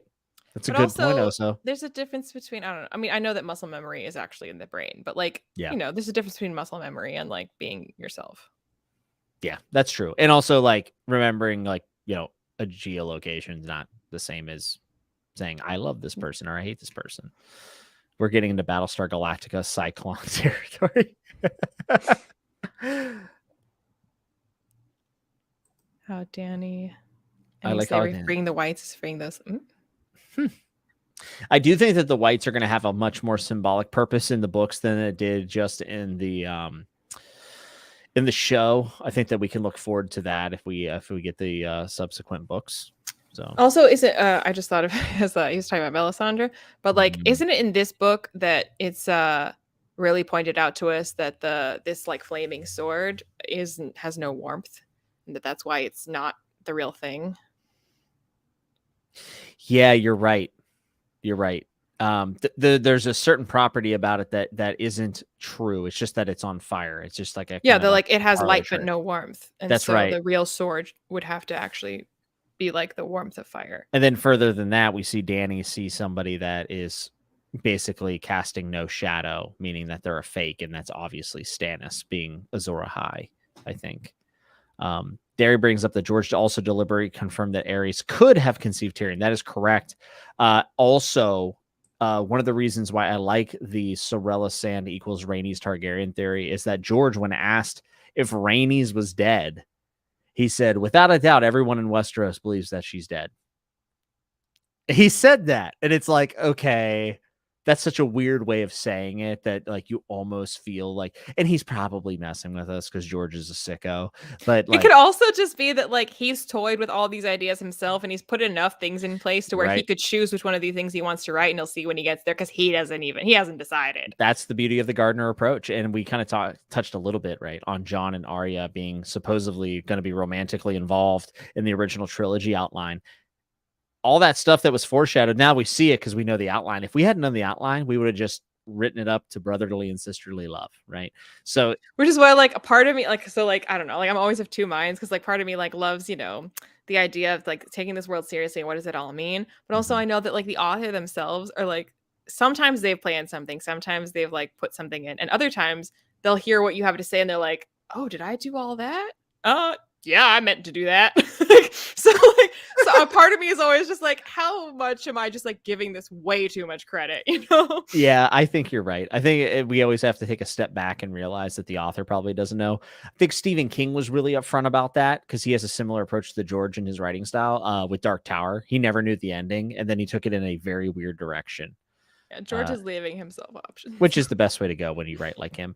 Kappa Mike says, what does dragon having 3 heads mean, though? There are 3 Targs in the world. I truly believe that the reason why Rhaegar picked up the sword, he said, I now require sword training. It wasn't to win the Iron Throne, like the ultimatum in the show. Like that was the ultimate outcome in the show. It's about the White Walkers. It's about the White Walkers and the Children of the Forest, and it's going to be way more fantastical. So the fact that the dragon has 3 heads is probably some sort of convergence to where 3 of the Targaryens come to defend humanity against the existential threat that is the White Walkers. That's my opinion. prophecy will bite your prick off every time. Well put, George.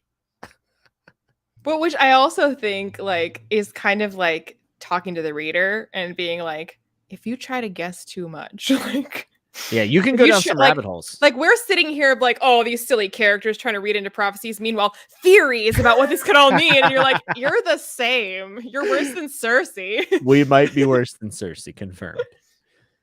I think it's good to go to Jaime, to Brienne, to Sansa, because Brienne's journey. Yeah, Lannister. I think Jaime is definitely the way to go next. I think I wish Alex was here, but obviously, life does call. Well, wait, no, like we can talk about something more boring before we get Jaime, because Jaime. Okay, let's talk about Sansa. How about that? Yeah, fucking Sansa. Who cares? This is a small detail that I really like. Mord the jailer, if we remember from the Clash of Kings chapters, or is it Game of Thrones when Tyrion's taken captive? It's Game of Thrones. Mord the jailer has brown teeth in that book, and Tyrion offers him gold, and he gets out. Well, guess what? Mord the jailer in this book has golden teeth, so I guess a Lannister does, in fact, pay his debts. I thought that was really cool. I actually thought that the little thing you were going to talk about is just that, like, it's not Sansa's perspective. It's Elaine's perspective. Ooh. Which, like, I like that George R. R. Martin trusts the reader to, like, just get it, that, like, you don't have to, like, I feel like I get so annoyed all the time. And, like, if you see, like, all of my, like, ranty vlogs and all my, like, I don't get it videos, I hate it so much. And now my new thing, don't tell Alex, but my new thing is to bring up A Song of Ice and Fire, not First Law. To be like, to deliver world building information, to deliver character development to a reader where you don't feel like the author's talking to you, where you just trust that we're going to get it. And that, like, if you've written a clever character, then we're going to think they're clever. And you don't have to sit there and be like, so this is clever because you see what this actually means is that these are, and you're just like, oh, like that didn't make me think it was clever. I either thought it was or it wasn't. And you telling me is never going to help. It's like someone explaining a joke. Exactly. It's exactly like that. And so then I feel like a less confident and a worse author would have done the Elaine thing, but would have aggressively been like, that's Sansa. Whereas, like, it just, like, lets it ride, and, like, it's clear to us why. And it's even told to us in the previous book that, like, at all, like, Peter tells her, like, even in private moments, you have to be Elaine because we don't know who's listening. And so in the next book, even in private moments between the reader and the character, she is Elaine. And George trusts us to just, like, ride with that instead of being like, and of course she thought of herself as Elaine because Peter had told her that even in private moments, like, the worst author would do that, and you'd just be like, I get it. You're right. I think George does a really good job of trusting his reader while also sprinkling in information repetitively. It's one of the things Brandon Sanderson does too much, I think, is where he's very, very, very repetitive with like, information. He's like a good teacher, like a teacher. I mean, like in a classroom, where you're like, you lead the student to the answer, and you don't just be like, figure it out because, like, I'm not going to teach you. And you're not like bashing them over the head with the answer. You lead the student to the answer so that they feel they came to it and they had help. But, like, they got there on their own and you didn't smash them over the head with it. Like, yeah, that's the way to go. And trusting your reader and also giving, like, a leash to be wrong about these things is very important. I think it makes you engage with the text in a way that a lot of authors do not. And some authors take it even further, like Gene Wolfe. But George does a really good balance of being accessible to the masses while also having this undercurrent that happens in his text that we can latch on to and reread 3, 4, 5 times. Whereas, I think that also the difference is there that, like, while one might, you literally do not understand what's happening unless you engage with the text, versus, like, you can read this at an utterly surface level and just read it. But, like, if you bother to engage with the text, there's more to be found. And that's when it's successful, because, like, that makes you want to work for it, because you're like, I mean, I could just read this, but, like, what if I just, like, dig a little deeper? Versus a book that's like, I literally can't understand this, and unless I dig deeper, I'm just like, fuck you. Yeah, or it's a lukewarm experience if you only take the surface level events. Yeah, whereas, like, George is like, there's plenty of stuff here for you if you want to look for it, but in the meantime, here's, like, a pretty good yarn. Yeah, I think that is why Gurm has found commercial success while also inspiring a lot of people who do enjoy, like, the nerding. Well, I think it's also why, movies like The Matrix have commercial success, because it's like a fun action movie. But if you want to, like, engage with the, like, deeper themes and the philosophical allusions and whatever, like, there's a lot that you can engage but like also you could just watch it as a fun action movie, and so then everyone can have fun with it. Yeah, I think that the best pieces of work can play that way with both crowds. Yeah.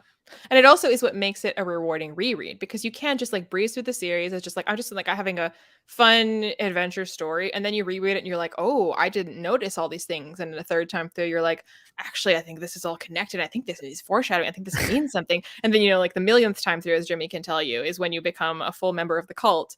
And you... You're right. And someone pointed out in the thing, I think it was Johnny Come Lately, says Elaine Stone in quotes, no correlation there to Lady Stoneheart, right? Because Stone is the bastard name in the Fingers. Which also, I know what we decided to talk about Elaine while Alex was gone, but Brienne meeting Lady Stoneheart. Oh, I mean, that's one of the best pieces of the story. One bridge from Brienne to Sansa is we meet the mouse through Brienne's POV. And I don't know if people caught this, but Sansa meets the mouse at the end of the book and knows what she looks like. And if you look at the Winds of Winter preview chapters, you'll notice that the mouse does know that Elaine is Sansa, thanks to Brienne's information. So that's going to play out later down the road. But it's very cool to see the mouse show up in Brienne's chapters. Pretty good character. And you're like, oh, see, George is just adding shit. Well, he doesn't need to. But then he shows up in Sansa's chapter. Pretty cool. Pretty damn cool.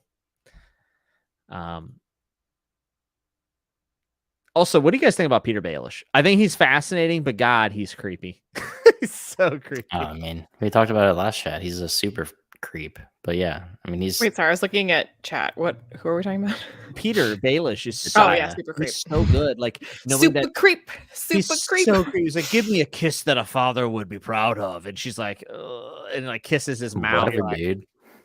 But see, this is where a moment where, like, with George writing that, I'm like, yeah, this is appropriate for this character. It doesn't feel like George being creepy. It feels like Peter being creepy. Yeah, George doesn't. Actually, George is, in my opinion, to the younger girls here, way more gracious than the show, because Sansa gets character assassinated by Ramsay in the show. Well, I mean, yeah, that was... Sansa gets character assassinated by a conversation with the Hound at Winterfell.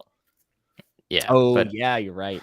But I mean, it's so much worse though. Like, it's just like that scene is like the only scene that you need to know that these are a bunch of knuckleheads that don't understand anything, especially anything about women. To have written that conversation between Sansa and the Hound is just the biggest fuck you to half of humanity. And then in the books, we get the complete opposite. We get Sansa considering the Hound's goodbye and misremembering that he kissed her. What do you make of that? I don't know what to make of that. Nothing. I think if I had to draw anything, honestly, when I read that, I thought I had misremembered. I was like, I didn't think he did, but I guess I forgot. That's so crazy, though. Do you think subconsciously she has affection for the Hound, or George R. R. Martin forgot? That is possible. He meant to write that they kissed. I don't think there's anything to it one way or another. There's a lot of people who feel like the Hound and Sansa will end up together, which I think is interesting. I mean, it'd be kind of weird, but also I wouldn't. It's not interesting. It's the fact that they would interact again, sure. The fact that they end up together, not good. No. Not cash money, as many people would say. Well, we can jump to Brienne then, who I think runs into the Hound in her arc. And I kind of already talked about her meeting the Mad Mouse Shadrick. This is one of the things where the show did, like, this was a moment where, like, they wrote something new that was good, which was Brienne and the Hound fighting over Arya. Like, that scene is a very good scene. It's one of the few times that they changed or added something where you were like, that's actually I just watched it. My wife just finished season 4. That fight. It's so good.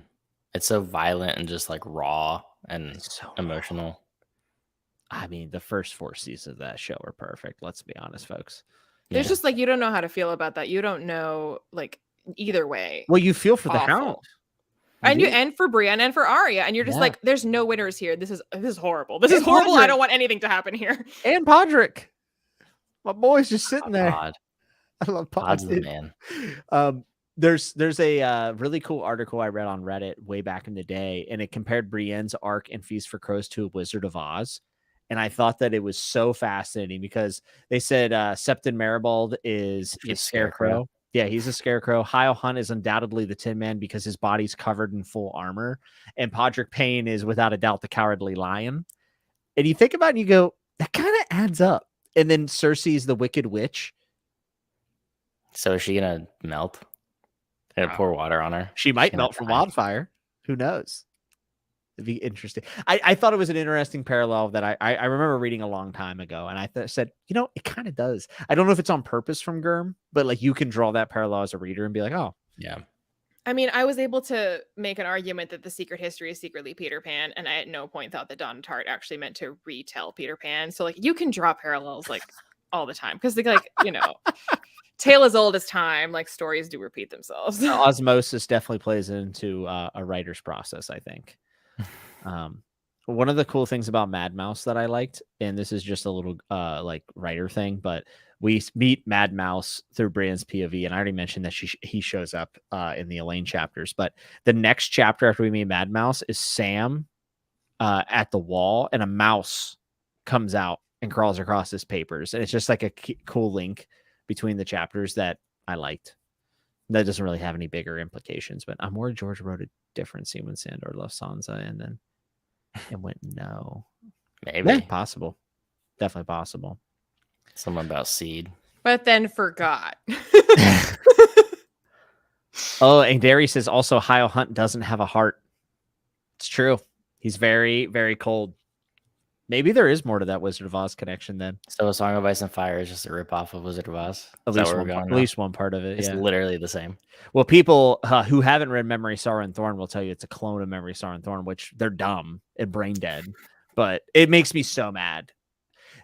People who are detractors of Gurm, that is like one of the number one things that they'll say is, oh, it's just a clone of Memory, Sorrow, and Thorn. This is how I felt when people said that Empire of Silence is a ripoff of Name of the Wind. And I'm just like, how? I don't think anybody that has actually read both of them believes that. Or except that one person that like went through and like found weirdly nitpicky quotes that like have similar like sentence structures, and you're like, it happens. Like, yeah, are you fucking kidding me? Yeah, but that's picking out weirdly specific quotes to make your point while ignoring 99% of the book. Yes, and it's also people taking maybe one aspect of something and drilling into it and thinking that people are naturally nefarious. And I don't. And think also just ignoring the fact that like there is a shape to storytelling that like humans are drawn to in order to tell a good story. It's like it's the like 4-chord song, and the fact that all these songs are written with the same 4 chords, it doesn't mean that they're ripping each other off. It's just because the human ear finds it compelling. Stay with like a dope song. Sam Smith got sued for copying Won't Back Down by Tom Petty. I don't know if you guys saw that.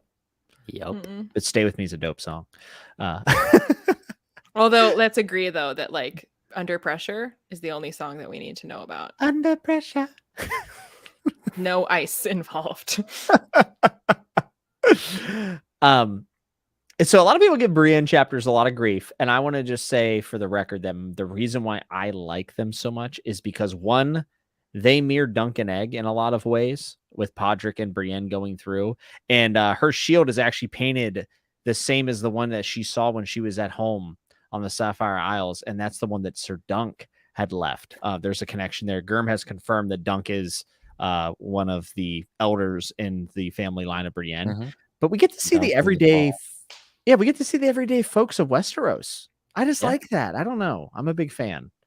I can definitely get why people don't, though, because it's like there is the crowd of people that wants the world to feel more alive and get to see like the peasants and like the like common folk. And then there's people that are just like, this has no impact on the story whatsoever. Yeah, where I like seeing the common folk a lot of the times. And also, it doesn't not have any impact on this, or like it's not less impactful than almost anybody else. Like everybody is like going along on their own little journey. And like arguably all of them are in some way not impactful to like a larger story. If you want to like, it's very few that feel, I mean, what's going on the wall? What does that have to do with anything?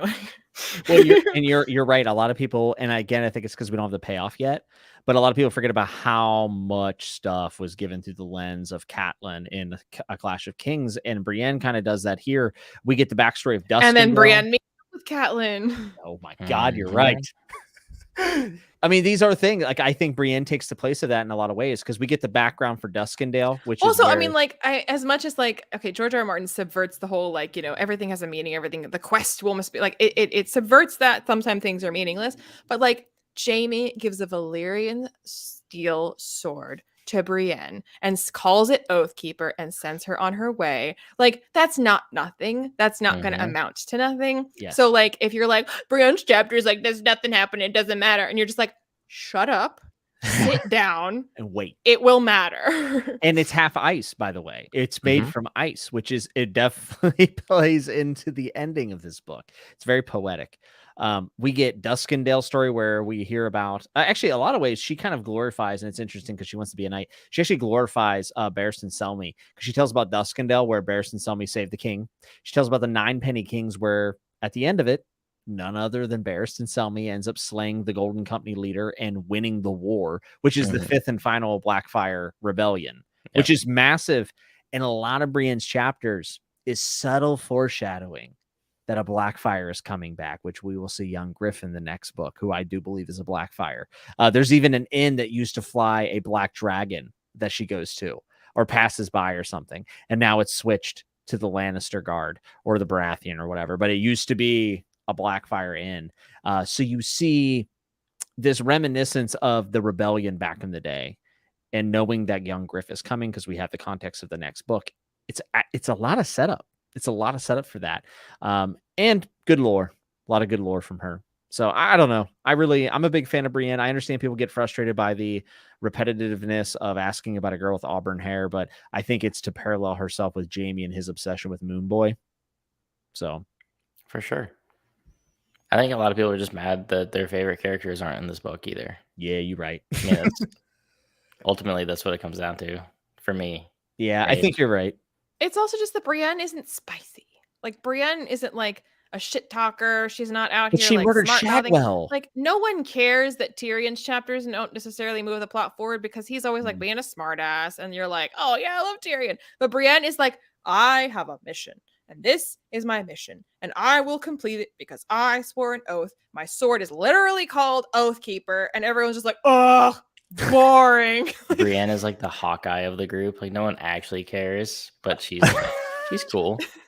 Yeah, and she's important. I do think she's important. Of course she is. I mean, just the fact of like we talked about this before in terms of Arya before she went to Bravos, about how often she just like has intersected with or come in contact with like other plot lines and other things going on. And Brienne is like almost like the thing that knits together so many plot lines. Like, she is the through line. That's right. And she even runs in when she's talking about the War of the 9 Penny Kings, and they're talking about the Riverlands having these big swamps that'll suck people up. We hear about a she-wolf that is leading maybe thousands of dire wolves and killing humans. And we know it's Nymeria. Of course. We already knew that in a previous book, didn't we? Yes, Nymeria pulls out Lady Stoneheart from the river. Yeah. Nymeria is going to be a huge deal. And honestly, I loved hearing that story. It made me happy. You mean they're not just going to meet in the woods and have like a little goodbye chat and then never be seen again? Some Airbud scene? No. Yeah, Brienne is like the female version of Ned Stark. Wow. Good point. To a fault. So everyone's a sexist for liking Ned and not Brienne. I would say she is a much less interesting Ned Stark if we're going to go that Brienne route. also recognizes who Gendry is. So yeah, I mean, Brienne is connected. Your mic cut out. Yeah, your mic's not talking. I'm sorry. She's connected.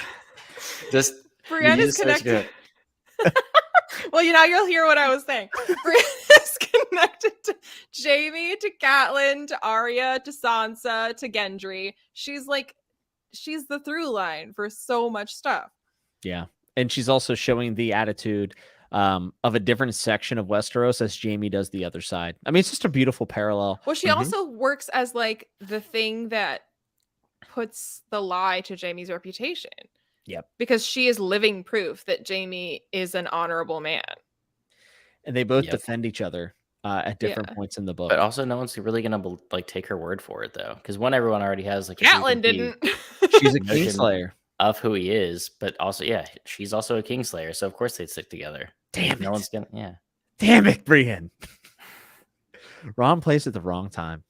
She does murder Shagwell, which is dope, by the way. When she murdered Shagwell, I forgot about it. I was pretty hyped. Like, that's sick. A quick charade. That's what I was thinking. What about Biter eating her face off? That I forgot about that shit. That was brutal. Gnarly. It's gnarly. That didn't happen in the show. And she sees the Hound as the Gravedigger. I believe Gravedigger is the Hound. I'm pretty sure that's like come on, but certain. We all know that, right? The bigger question is whether he'll like come back and have a role to play in the story. I don't know about that. You think so? I don't think you bring him back to not use him again. Yeah, I would agree. And I wonder if he crosses paths with Brienne, because Brienne and the Hound have a lot of similarities too, if you sit back and think about it. Like, honestly, Biter tearing her face off in the same book that she met the Hound and didn't realize it. Like, she looks like the Hound now in a lot of ways. A little bit.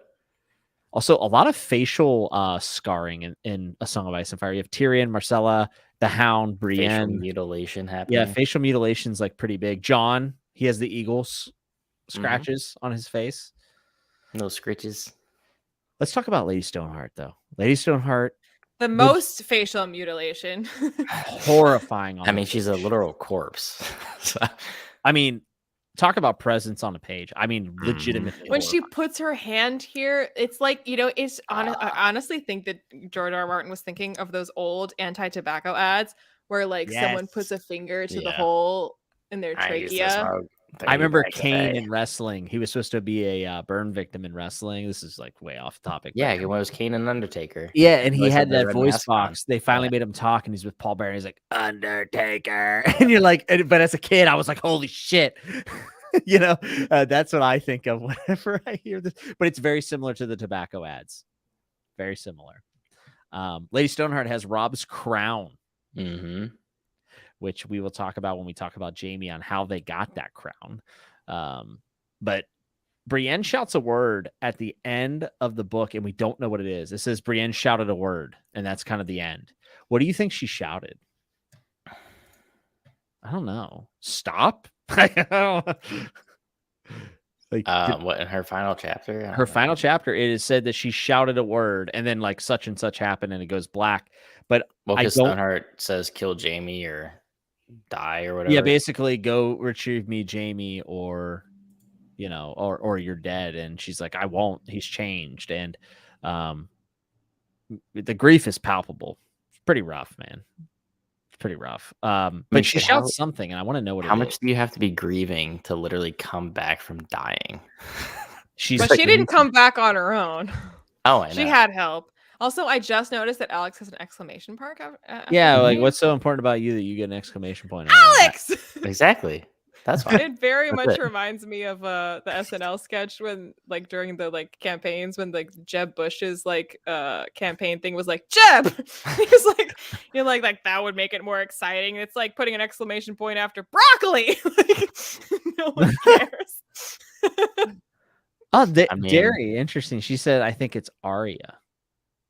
Why would she yell Arya, though? So as they are hefted upward, thrashing and dying, Brienne screams out a word. Arya. Well, she knows that Arya has been sent to Winterfell, even though it's Jane Poole. So and she doesn't know that it's Jane Poole. So maybe she thinks. I mean, it would have to be. Well, wouldn't George R. Martin have said that she screamed a name? Well, I would think so, and I would think that she would have to say when it catch children to like spark that of like, hey, like, they're alive. I think it could be Arya. The thing that really messes with Jaime and Stoneheart's mind is Roose Bolton saying Jaime Lannister sends his regards. Yeah, Jaime is kind of vilified. Yeah, because of the messaging through the room right under the bus. Bastards. Although I don't think that I mean, that didn't help, but I don't think that Catelyn would necessarily think favorably of Jaime without that. Catelyn's ready to kill Brienne. Jaime tried to kill little Brano. There says no, Brienne knows Arya is alive and was with the Hound. Yeah, but she doesn't have any clue of where Arya is. So she still failed. My dog's in. Stoneheart's all good. Counterpoint is she goes and brings back J-Mo, which she refused to. Interesting. I know that you're going to be excited about this, Leanna, but the last character we have is Jaime. And there's a lot to talk about with Jaime, like a lot. My man. The best quote in this book. Also, Alex left again. We I keep know. talking about other things and not Jaime because Alex is gone. Damn it, Alex. Damn it. Actually, Ilyn, I will ask you this because I was curious. I've been reading a couple old blog posts from people that I know, and a lot of people give George like a lot of shit for his representation of women in the story. How do you feel about representation of women in A Song of Ice and Fire? I mean, I don't think it's perfect, although I can't really point to any book that is perfect. And like, as we talked about before with Cersei, the fact that like, if the only perspective you had on a powerful woman was Cersei, then I'd be like, fuck you. Like, the only powerful woman is hysterical and crazy, but she's not. Like, I think I mean, yeah, there's weird sexy times, there's weird milky breasts, like there's stuff. But like, for the most part, like, I would say for him the same that I say for Joe Abercrombie, that he writes people. Like, he writes people who do people-y things that are messy and complicated and sometimes weird and gross, and it's not good and it's not bad. And like, for that reason, like, I can't really find fault with it, because like, for anything that I would criticize about a depiction of a woman, he's done the same with a man. He's done the same like across the board. So like, it's usually a problem if it feels like it's selective, you know, where like, oh, all the dudes have all the power, like all the dudes have all the clever lines, or all the dudes are the like, it's not like that. Like, for every like crazy woman, there's a crazy guy, and for every powerful guy, there's a powerful woman. And it's all just humanity being messy. So like, individual scenes like we isolated in the beginning of this live, where you're like, sir, was this necessary? But like, that's not even like sexism so much as it's just like, you're old and alone, and this makes me sad. Like, yeah, I think that real quick, I gotta bounce. So sorry to be a bum, but okay, I gotta leave. Love you guys. Bye. Love you. Bye. Well, now that he's gone, he's genuinely fridged this time. He's fridged, dead, DED. Well, I just wanted to ask that because I don't feel like he has a horrible representation of women. I don't think that this world is kind to women. And a lot of people, it's not kind to men either. Yeah, well, a lot of people say there's 117 references to rape against women in this book, and that must be true because they have a number. I'm just assuming that they're correct. But I don't think a book saying that that's happened to women is sexist. Yeah, you know what I mean? Like, no, that's how I feel, but I feel weird saying that as a man. Well, I don't know, like the idea that representing sexual assault at all is in some way inherently bad. I can't begin to understand that logic, because like, in order to talk about the trauma that women have suffered and why it continues to be relevant that women are oppressed, like, you can't say women are oppressed, but don't you dare talk about the ways in which that they are violated. Yes. Like, but what? Like, it's, yeah, and we're pointing out the way that they're hurt. Like, that's. And the matter-of-factly statement of history of like, well, this person, Roose Bolton, took, Lord's rights and raped this woman. It's like, what do you think your medieval history class is like? Now, one thing I will say is I think that there was less sexual abuse than we think in the medieval times, but it wasn't non-existent. It was like, it happened. It's all, I mean, all the Middle Ages were just like fucking weird. Like, they're not very good. But also like, it's really bizarre. Like, I took a medieval European history class in college, and like, we talked a lot about like the church, which like you didn't have to specify Catholic because it just, everybody was, but like the kind of stuff that like nuns would get up to, that was like, I don't know, like, it's truth is always stranger than fiction. Like, it was weird, and I don't like. To like gloss over that, or to like talk about things like as if like that's inherently like sexist, as opposed to like humans being, I don't know. I think the difference to me is usually that like it's the same as for violence, that like there's a difference between an author that's like reveling in it and really like indulging in just like tons of unnecessary like bloody gore, versus like, here's a violent scene, a violent thing happened, and here's what happened, and I'm not going to not tell you that it was violent and this is what happened, versus wallowing in it. And like, I said the same for Abercrombie. It's grimdark, but it doesn't just like wallow in the gore and let me just disgust you with just pages and pages of blood. Like, it's not like that. He tells you when it's violent and he doesn't shy away, but it's, you know, that He it's also not doesn't glorify gratuitous. it. Yeah, he also doesn't glorify those horrendous Yeah, acts. so like there's sexual assault and things like that in Song of Ice and Fire, but it doesn't really wallow or glorify or indulge in, or you know, it's in there. You can't say it's not in there, but Yeah. more often than not, it's more just saying it's informing you of the fact that this thing has happened or that this thing is happening.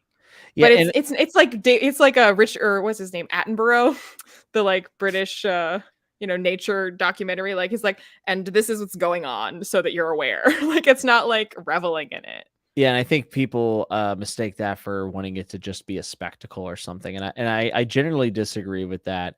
And on top of that, I think that George also shows that a lot of the more foul acts that happen in the story result in bad things happening. Like there's consequences for that. Like Roose Bolton, you know, Ramsay is the result of rape, and Ramsay is horrendous. And does he not embody the evil of that act?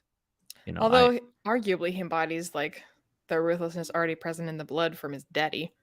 yeah, certainly, yeah. The worst parts of his father, he is worse than his father, but he is certainly his son's, I'm sorry, his father's son.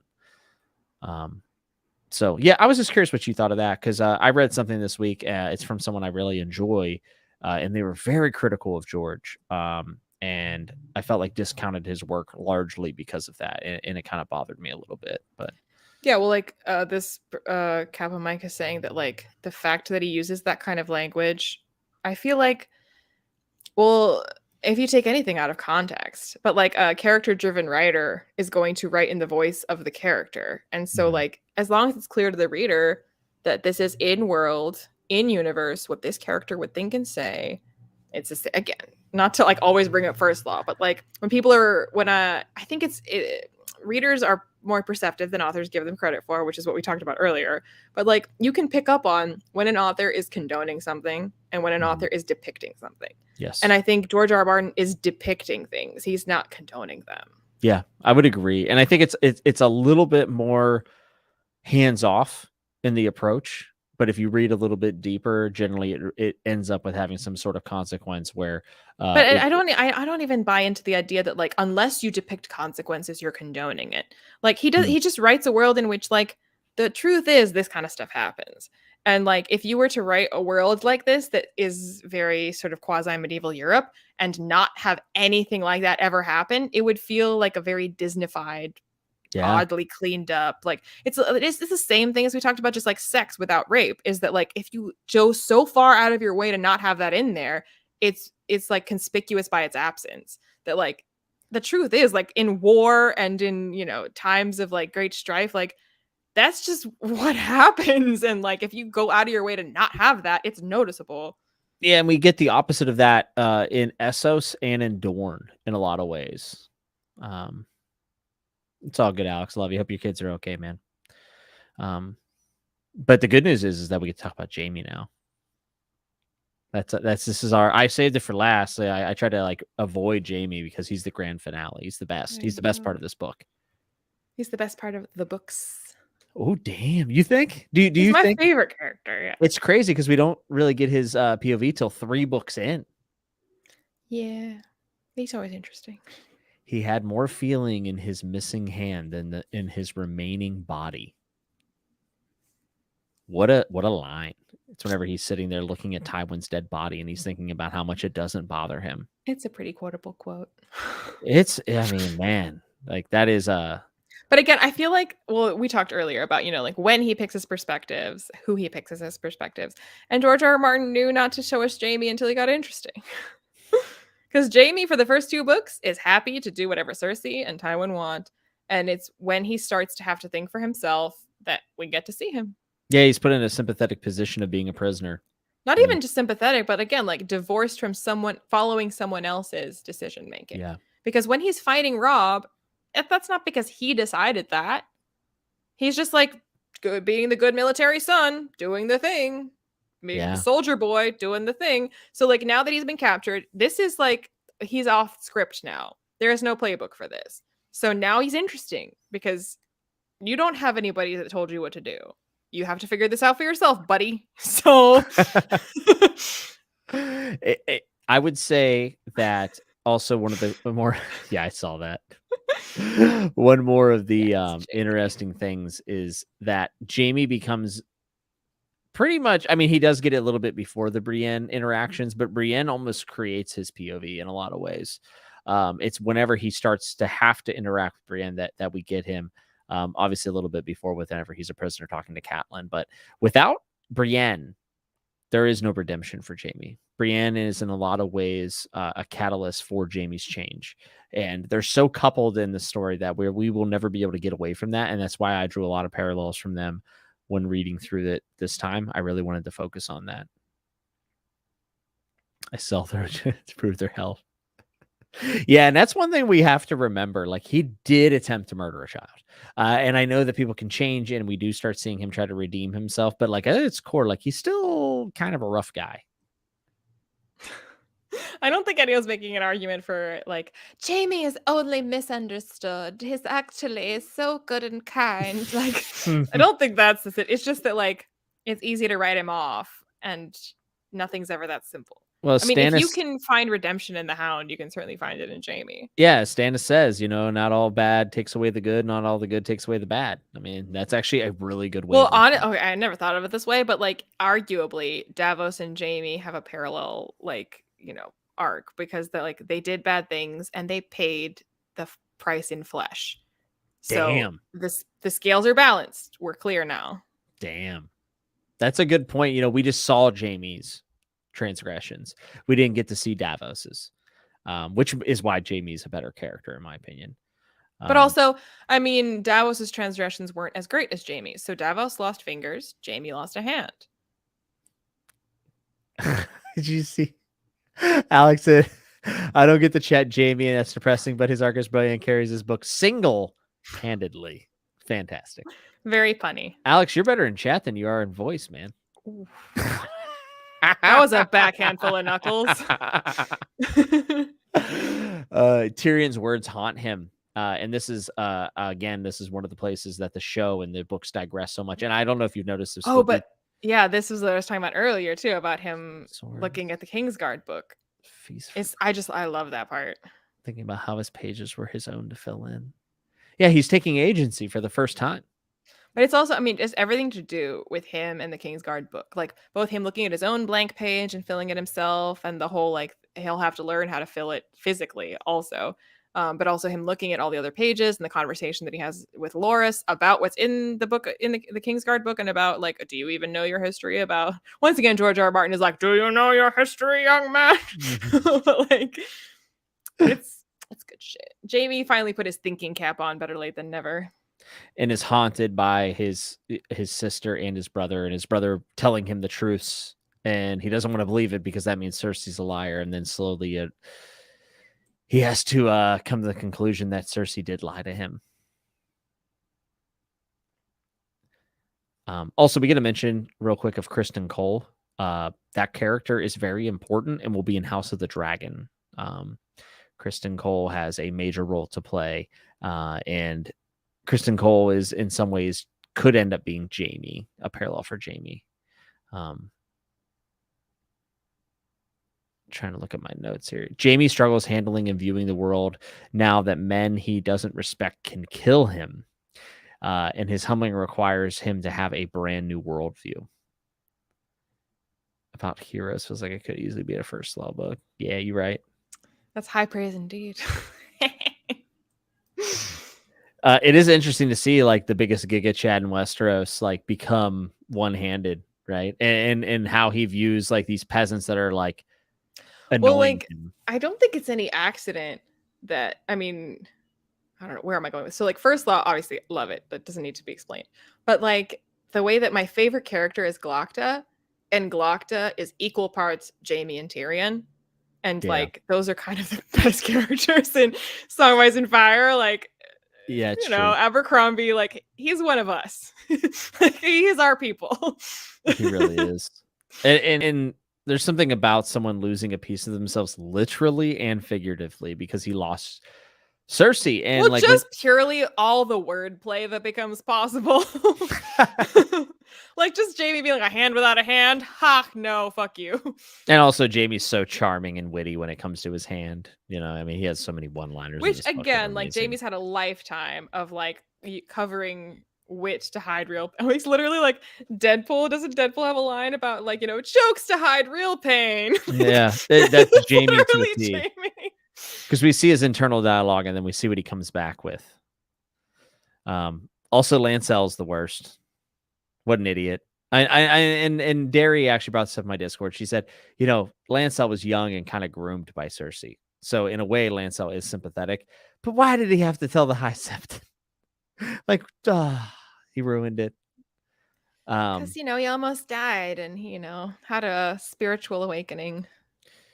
Yeah, now he's taking up arms and marching into King's Landing for the High Sept, and it's going to be a mess, an absolute mess. Ilyn Payne. Yeah, Ilyn Payne being Jaime's training partner and Jaime divulging all this stuff to Ilyn Payne is pretty wild, isn't it? Although, I mean, like, Jaime being like, man, I should be training with the guy that can't talk about this. Yeah, like, yeah. He like really opens up. Like a lot of his inner monologue actually comes out to Ilyn Payne. As much as we talked about like, you know, the horror and I didn't mean to be like glib or like to mock the idea of horror, but like the idea of horror in these books, the parts that I often find the most chilling are not really like the horror parts, like that part where he is like, there's this like weird clacking sound coming from Ilyn Payne and he realizes that he's laughing. Like that, that's like so much more just like unsettling a line than, you know, like Lady Stoneheart and her like neck and whatever. Like, yeah, that's gross. But like that moment with Ilyn Payne, like how chilling, because you can't even talk to the, he's already kind of dehumanized by the fact that you can't like talk to him. You don't know what he's thinking, can't explain that. And this like, you don't even realize that he's laughing. It's just this like inhuman noise. And then it's mockery. The clucking. Ugh. Yeah, that's actually, yeah. I remember kind of reacting to that and not really equating it to it being horror, but you're right. It's like the maniacal laugh. And it's, I mean, the fact that like it would, just the difference between Jaime being like, and then like, you know, the fact that like this guy that can't speak, but him being like, he really, oh, he's laughing at me. But no, he doesn't even realize that he's laughing at him. He's like, what is that noise? And is like, he's laughing ? Because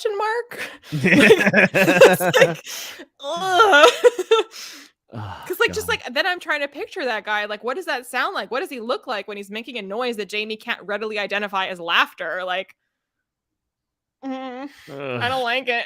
Ilyn Payne in general is disturbing. I agree from the Sansa point of view that Ilyn Payne is like this haunting that just kind of leers in the background constantly in A Song of Ice and Fire.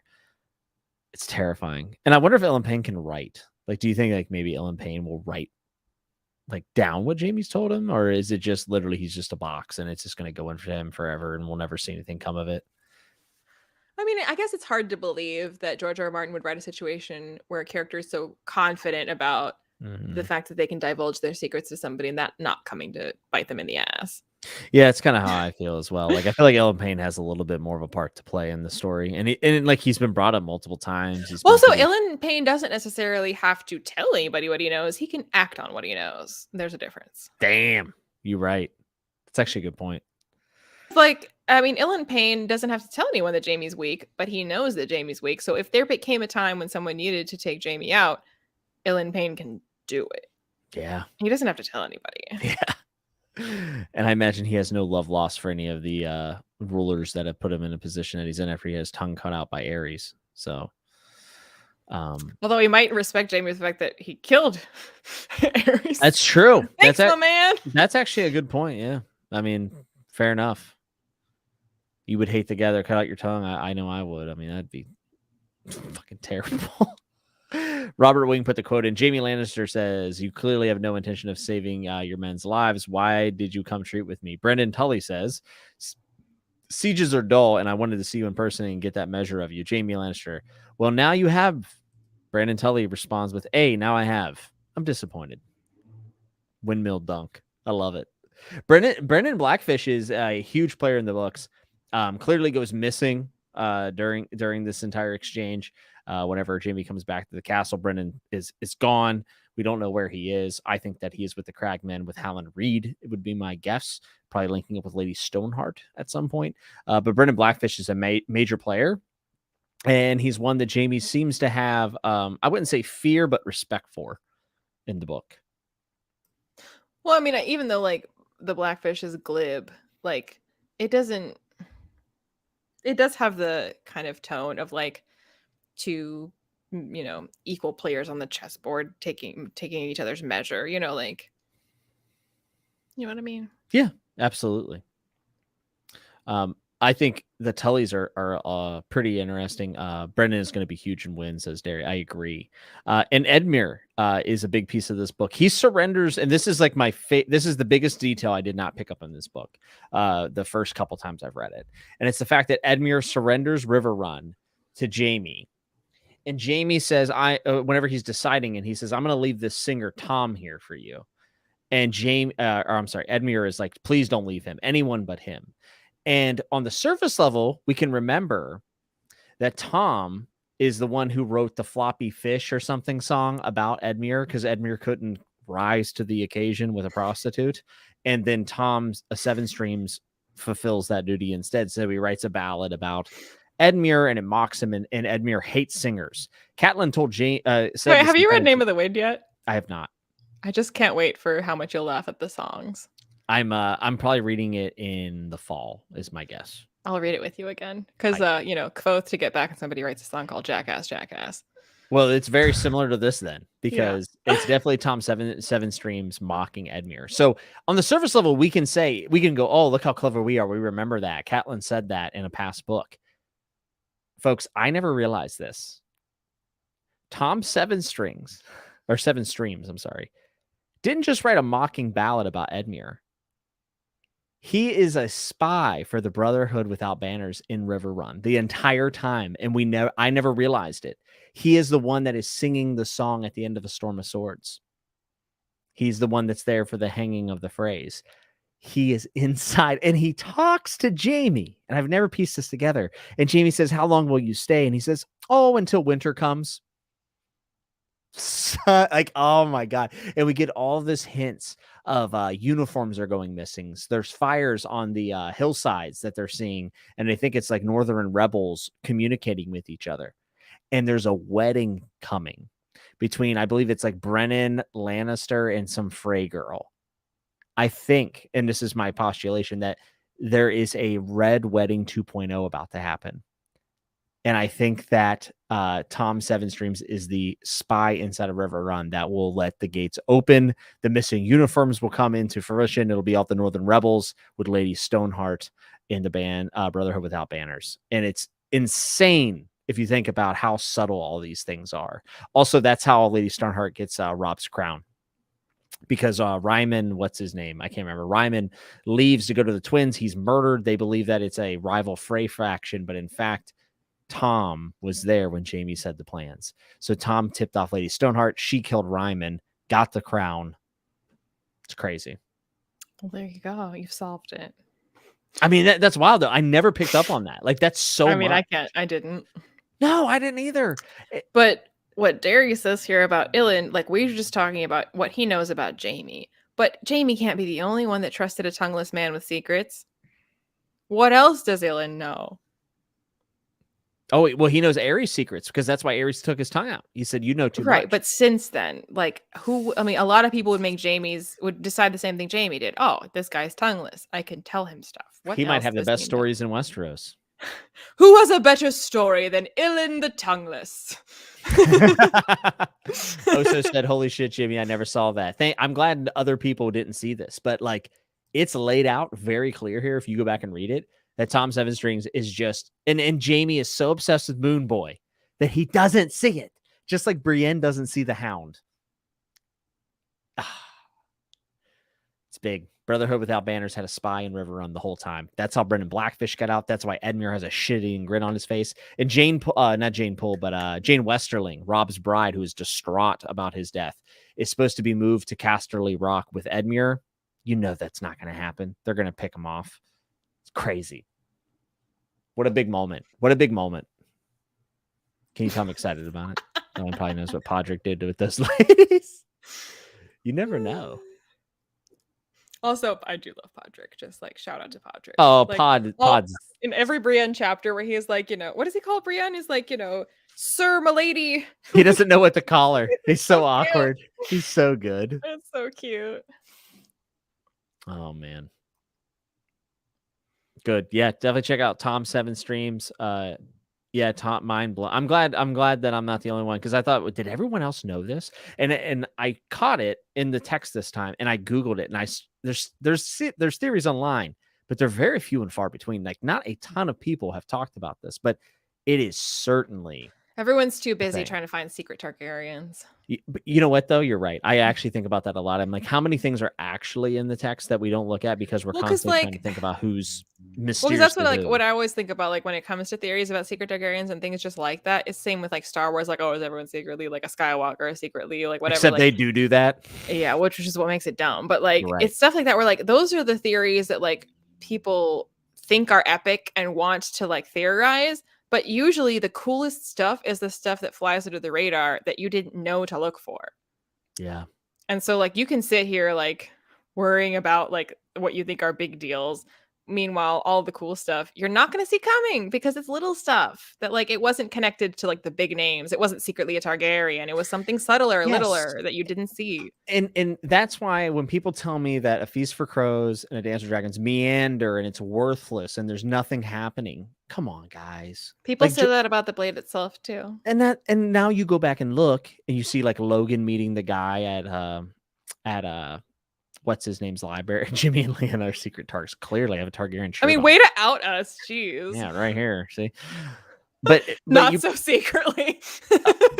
But even, and you are right though, in the Blade itself, people say, oh, it's so meandering and stuff, but there's a callback in Wisdom of Crowds to Blade itself. Like there's so much there. I was just like talking to Bethany about this because we're doing a read along of First Law, and like the thing is, like when you are the author and you know where this is going and you know how many like seeds you're planting and how much foreshadowing you're planting, it's hard to like read it as like somebody who doesn't know and to realize how like just kind of befuddled your reader might be, because they're like, I don't know to look for this. I don't have no idea what you're doing. You know where it's going. So you're like, this is crammed full of just like all of these clues and all of these hints. Look at all these goodies. Like you have no idea that like a first time reader is like, huh? So like when you go back to read it, you're like, holy shit, there's so much in here. And you know what? We've done this with the Storm of Swords now, back to Game of Thrones and Clash of Kings. And I believe that if we ever when we do get Winds of Winter, a lot of stuff will fall into place and we'll go, holy shit, Feast was a tremendous And this is book. where also, like, I mean, as much of like Loki an asshole Patrick Rothfuss is, like, it's true that like when people are waiting for the next book and he just tells people to reread the books that exist and you're like, okay, but like when he says like, there are things in Name of the Wind that you can't understand that you won't know to pick up on unless you've read Wise Man's Fear. And there are things in Wise Man's Fear that you don't know and you can't understand and you won't be able to pick up on until Doors of Stone. And there are things in Name of the Wind that you won't know how to pick up on and you won't know to look for until Doors of Stone. So like he's like, they're designed to be reread. And you're like, I mean, as much as like a like attitude that is, like that's what we love about books like this, that they are designed to be reread. We're like, and that's the thing about it, is that like any book that can only be understood on a reread, I'm just like, fuck you. But a book that gets better every time you reread it, no, that's a keeper.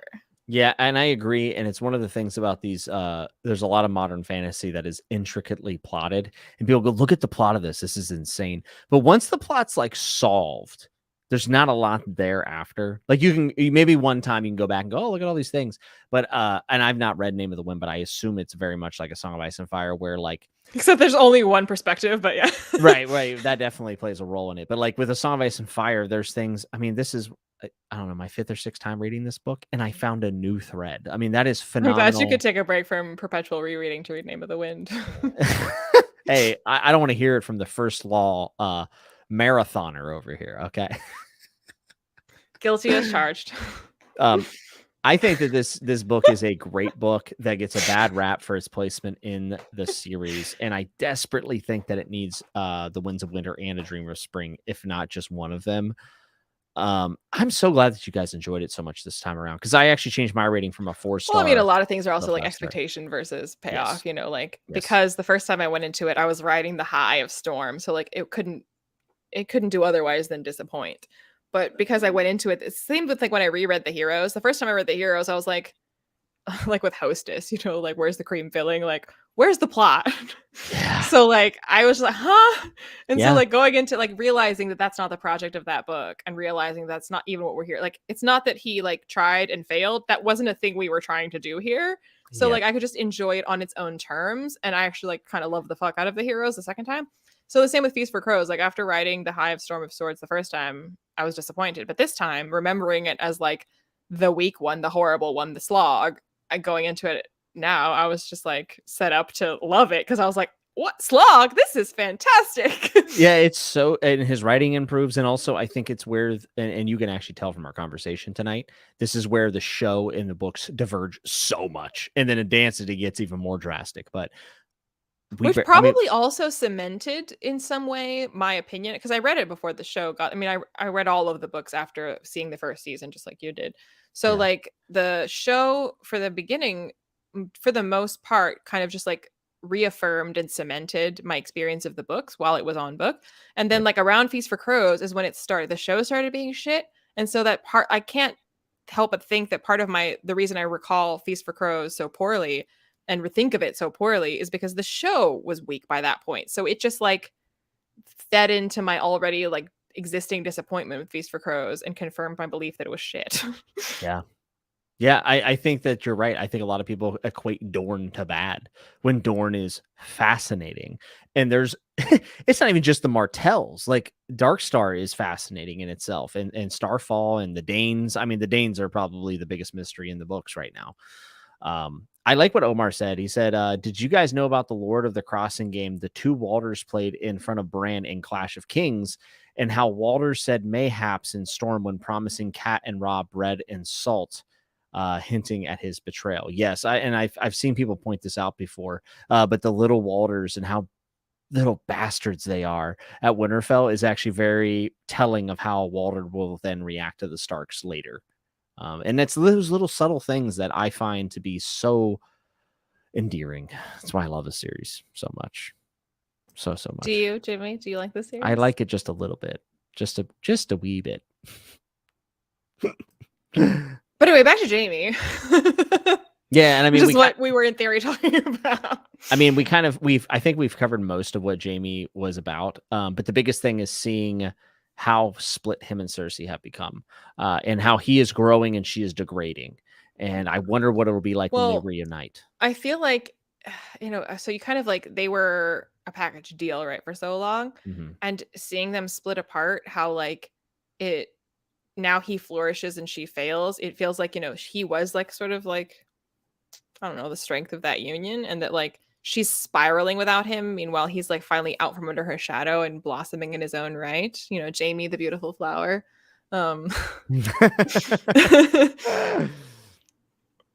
Yeah, and he is, and he's kind of making his own reputation. I imagine a lot of people are looking him in the way he's handling the siege, and but also cares less, because I feel like it really got his goat that, this whole like, I mean, you can tell from the way that he talks to Brienne that about how much it bothers him and gets under his skin about how people call him Kingslayer, and he's like, you hypocrites, all of you, like it really irritates him.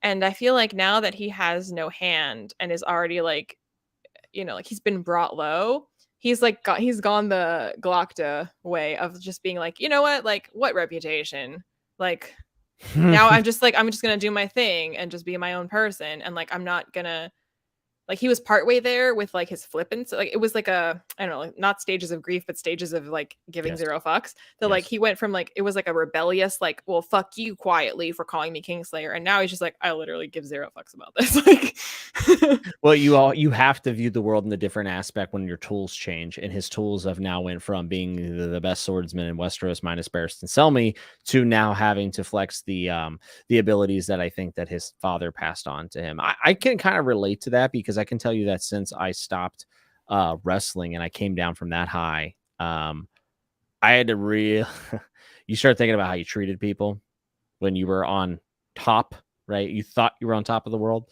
and then that you get humbled pretty quickly and realize that you're mortal.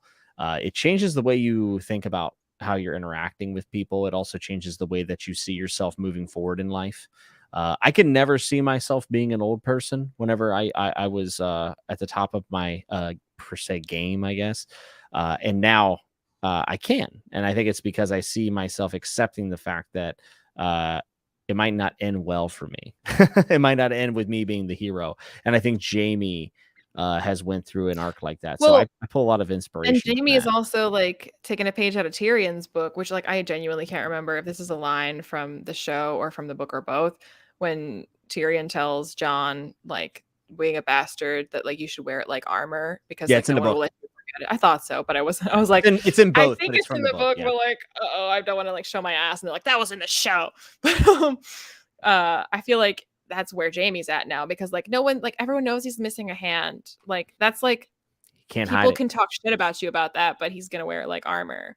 Yeah, that's a good point. And we'll dive into this more in dance, but I mean, Jaime and Tyrion's arcs are very different. You know, we went from Tyrion, which is why I feel like if in the end he kills Cersei over Tyrion.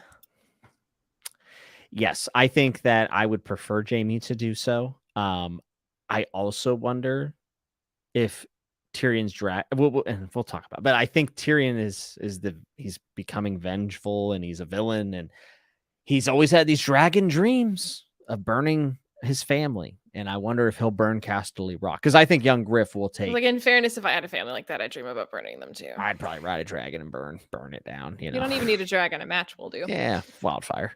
It's in the dragon pit. He knows where it's at.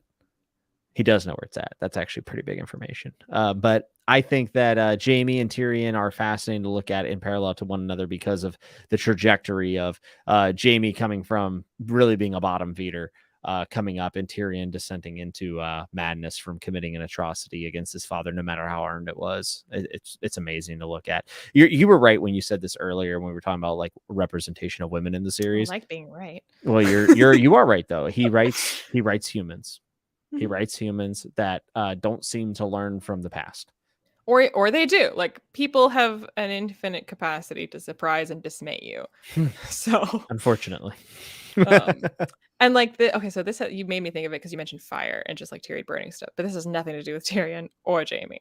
But I was thinking about it and then got distracted when we were talking about Catelyn and like how she represents a convergence of like the old gods and Azor or R'hllor, because like she comes from Winterfell and she's like connected to like the tree, gods and the old gods. She herself holds the seven, but she's been brought back by R'hllor.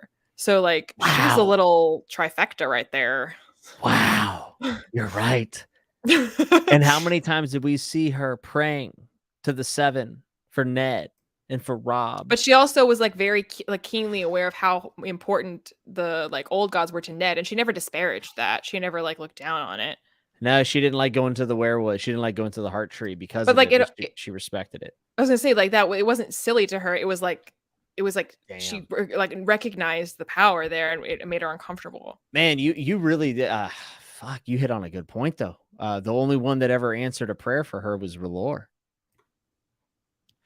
Although, I mean, her daughters and Bran are alive. Like, she just doesn't realize it.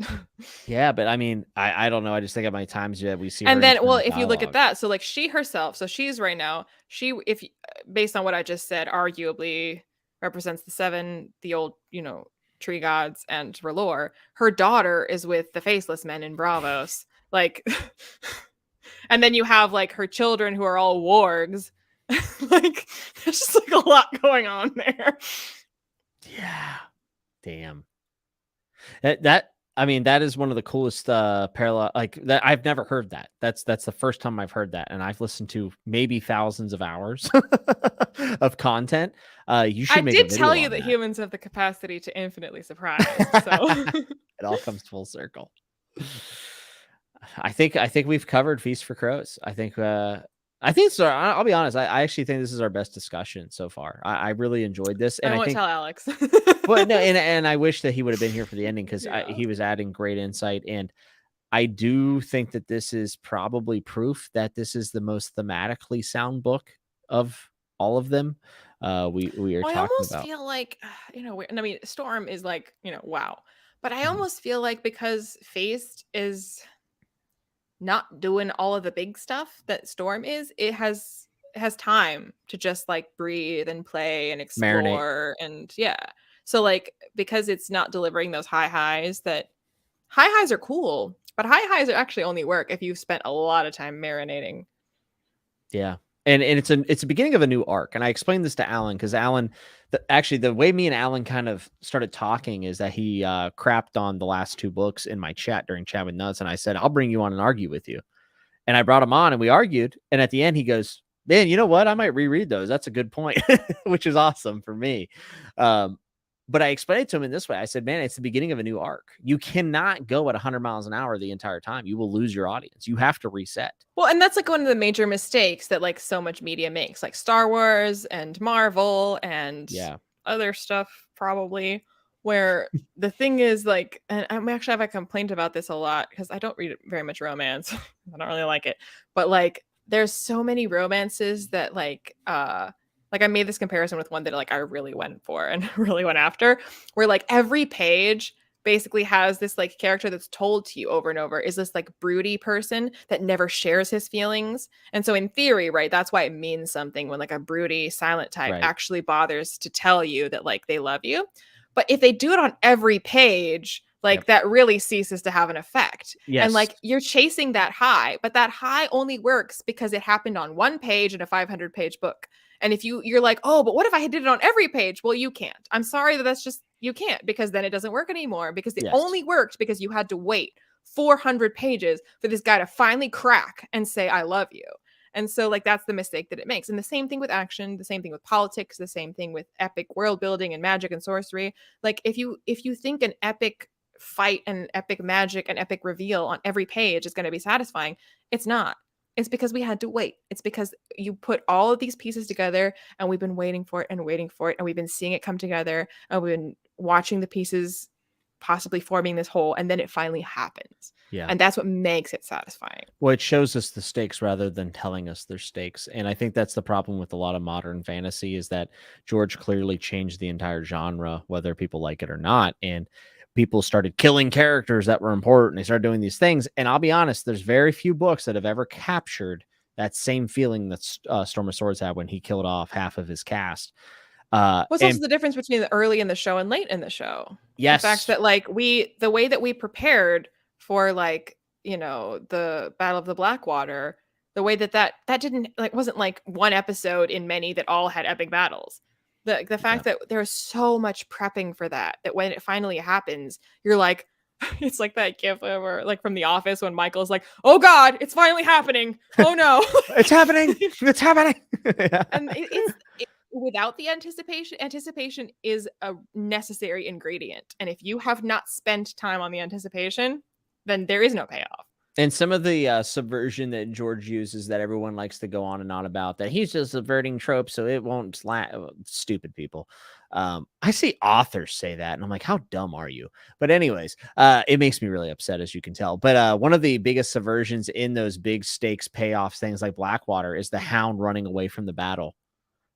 And in every other book, the Hound would have, if people trying to mimic Gurm, if they had a Hound character, the Hound would go in and slay all these people and then get cut down with arrows and it'd be this big tragic loss. But George says, you know what? I think I'm going to make the Hound a coward because he's afraid of fire, and Blackwater's going to have wildfire. So that would make sense for him to then show Yellow Belly and run away. Okay, yeah, we're going to subvert the big badass trope. And it's like, man, look at all those pieces that played together with the history of the character, and it all stays consistent.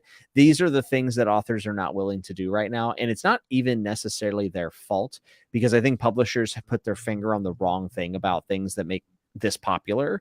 It's the payoff, it's the consistency. Well, it's even logic. I mean, even though like I included Marvel in my list of things that like get this wrong, it's also the difference between DC and Marvel, like in the films, because like Marvel spent a lot of time having individual movies, setting up these individual heroes in their own little arcs, and planting little seeds of like the overarching story that would eventually unify them, so that when we finally got to Avengers, it was like, oh shit, they're coming together. Versus DC, that was like, what if we just start right there? Because that's the one everyone liked. And you're like, but we liked it because we spent all of this time building to that. And you can't skip to that. Yeah, and if you skip or even if you miss one beat, it can change the entire tone or impact of a scene. And But also, I mean, man, like the reason it's epic to finally see, Thor meet Iron Man is because you watched like a bunch of movies with Iron Man and you saw a movie with you Thor know where their they were history. doing their own thing and like you saw pieces of like things that might connect them in their own movies and Captain America and something that fit in his 1940s timeline that kind of ties into this. And they're meeting. And like I already cared about them individually. They didn't have to be together for me to care about them. But now that they're together, like, oh, that's so epic. Versus like, who are these characters that I'm meeting for the very first time? And you think it's epic that they're meeting, but like, who are they? I've been told that they were important. I was Yeah. told rather than shown. Gurm's just an excellent storyteller. At the end of the day, he doesn't always hit everything, but for me, and I was talking about this with Joanna the other day. It's like he is so above average at every aspect of storytelling and writing that it's like it's just the perfect storm. I can think of people who have better characters. I can think of people who have better plot. I can think of people who have better world building. But like when you put it all together, there's very few people that put it all together like this. Very few. I literally almost said the exact same thing about Joe Abercrombie in my like old video about like why I love Joe Abercrombie so much. When I was like, he does characters well, but I've seen other people do characters well. He does plot well, but I've seen other people do plot well. He does action well, but I've seen other people do action well. But I was like, when you put it together, it's a secret sauce. It's a secret sauce. Yeah. Well, it's also, and like as we talked about before, like the fact that it's not written so up its own ass that only like devoted fans who are willing to wade through the onerous detail will love it. And it's not written like in a way where like the lowest common denominator is the only thing that we're thinking of. And it's everything spelled out for you so painfully that like every person will get everything in this book the first time. It's written in a way where like you can derive enjoyment from it if you are a casual reader. But you can also derive a great deal of enjoyment if you want to be a pedantic and like digging reader. Like it works on multiple levels. Something for everyone. There's something for everyone. And yeah, which like honestly, like the old kids shows, like Animaniacs that were like fun for kids but fun for grown-ups. It's like kind of that, Ren and we're Stimpy. like, yeah, we're like when I watch Animaniacs now, I'm like, all these jokes, literally all of these jokes are for the parents. But why did I like this when I was a kid? But you just didn't know. You just didn't know that they were speaking to you. Oh man, I love this stuff. It's my favorite. Okay, well, I also low-key agree with this. Anytime they're mean to him, I'm just like, yeah, fuck that kid. Yeah, honestly, little Robin. He's obviously been poisoned his whole life. Like, I mean, he's like kind of a less cruel, a less powerful Joffrey. Yeah, it's gonna be interesting to see what happens with Winterfell. We get Nymeria information twice in this book. There's a theory that they think that the wolves, with Nymeria's wolven like army, is going to take back Winterfell, and I love that. I love that so much. I think it's going to be awesome. But then what are they going to do with it? They're wolves. Well, it'll depend on who's converging there at the time. And that isn't I mean, I just like the idea quite a bit. I wonder where the wolves playing an important role. The Knights of the Vale have to play a big role, but I think it might end up being in the young Griff battle, either with Cersei or with Daenerys. And I guess we're kind of wading into Dance territory here. It'll be interesting. I'm gonna be honest, I remember Dance the least, so I'm kind of the most excited for that because I'm so excited. I almost feel like, I mean, I read it, but it might be because the show was so wildly different that like that one is the least solidly in my mind. Yeah, I would actually agree with that. And this is going to be the one book in this reread. I'm not reading anything else as I read it. I'm going to just read Dance. Like I've been doing like audio and kind of having you're like notify your relatives that like no calls to the house, no quit my job. Not answering the door. Tell your wife that you're like, see you in a week, honey. I'm divorced now. In fact, I actually am divorced because I need to read Dance. We'll see what happens after. Like you're just gonna like trudge into your cabin in the woods in the snow, just no contact. Yes, I'm going to do a Unabomber type deal where I just isolate myself. This is not related to anything except that like being isolated, but like I don't know. I don't think I really talked about this with you, except I just talk about it on my channel all the time. The Wolf by Leo Caro, which like I personally love a great deal. But he like went to like the uppermost north to like the Arctic and was like in a cabin by himself in the snow writing. And I was like, that is so extreme, sir. I actually completely understand because I do write. I used to have aspirations to be a writer, but after having a professional editor look at my last story, I realized that I suck. But I've always had the want to go somewhere very extreme to make a to write. Well, like, it also, like, I mean, I don't think I think I would know if you had read The Wolf, because I'm going to. Oh, great. I'm actually really interested in that series because the spider. I actually read the spider synopsis before the wolf, and the spider synopsis sounded so fascinating. The spider is better than the wolf, although I've read the wolf more. I will probably read those books this year. Actually, well, I'm gonna reread them because the Cuckoo's coming out this year. Well, will you let me know when you're gonna reread them, and I'll see what I can do. I was gonna say, sir, whenever, like, let's do it. When's the Cuckoo come out? In August. That is very doable. But anyway, the point being, so like, since I think you already then kind of know, but like he's writing an alternate history where Neanderthal developed language and culture. So like his characters are like advanced Neanderthals who like talk and have, are characters in this world, in our world. And one of the features of their culture is that like they like to feel near nature. Like it makes them uncomfortable to live cozy because like they feel divorced from the land that they're in, from the weather that they're in. And it's not like written as like they're so badass because they're not weak and they don't want to. It's more just like they are genuinely like uncomfortable if they feel disconnected from. So like they live kind of harshly and kind of not comfortably, but because like it's uncomfortable for them to be disconnected from the harshness of their climate. And so the like thinking of Leo Carew in his like snowy, isolated Arctic cabin, writing about these people that like want to feel the cold. And I'm just like, that's so extreme, sir. I love that. That's so atmospheric. I get that feeling whenever when I read about the Wall in A Song of Ice and Fire too. Like I feel so yeah, if we're still going.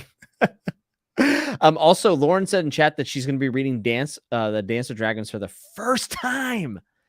Which let me tell you what, Lauren, if you watch the television show, right? You're going to be it's a little further up.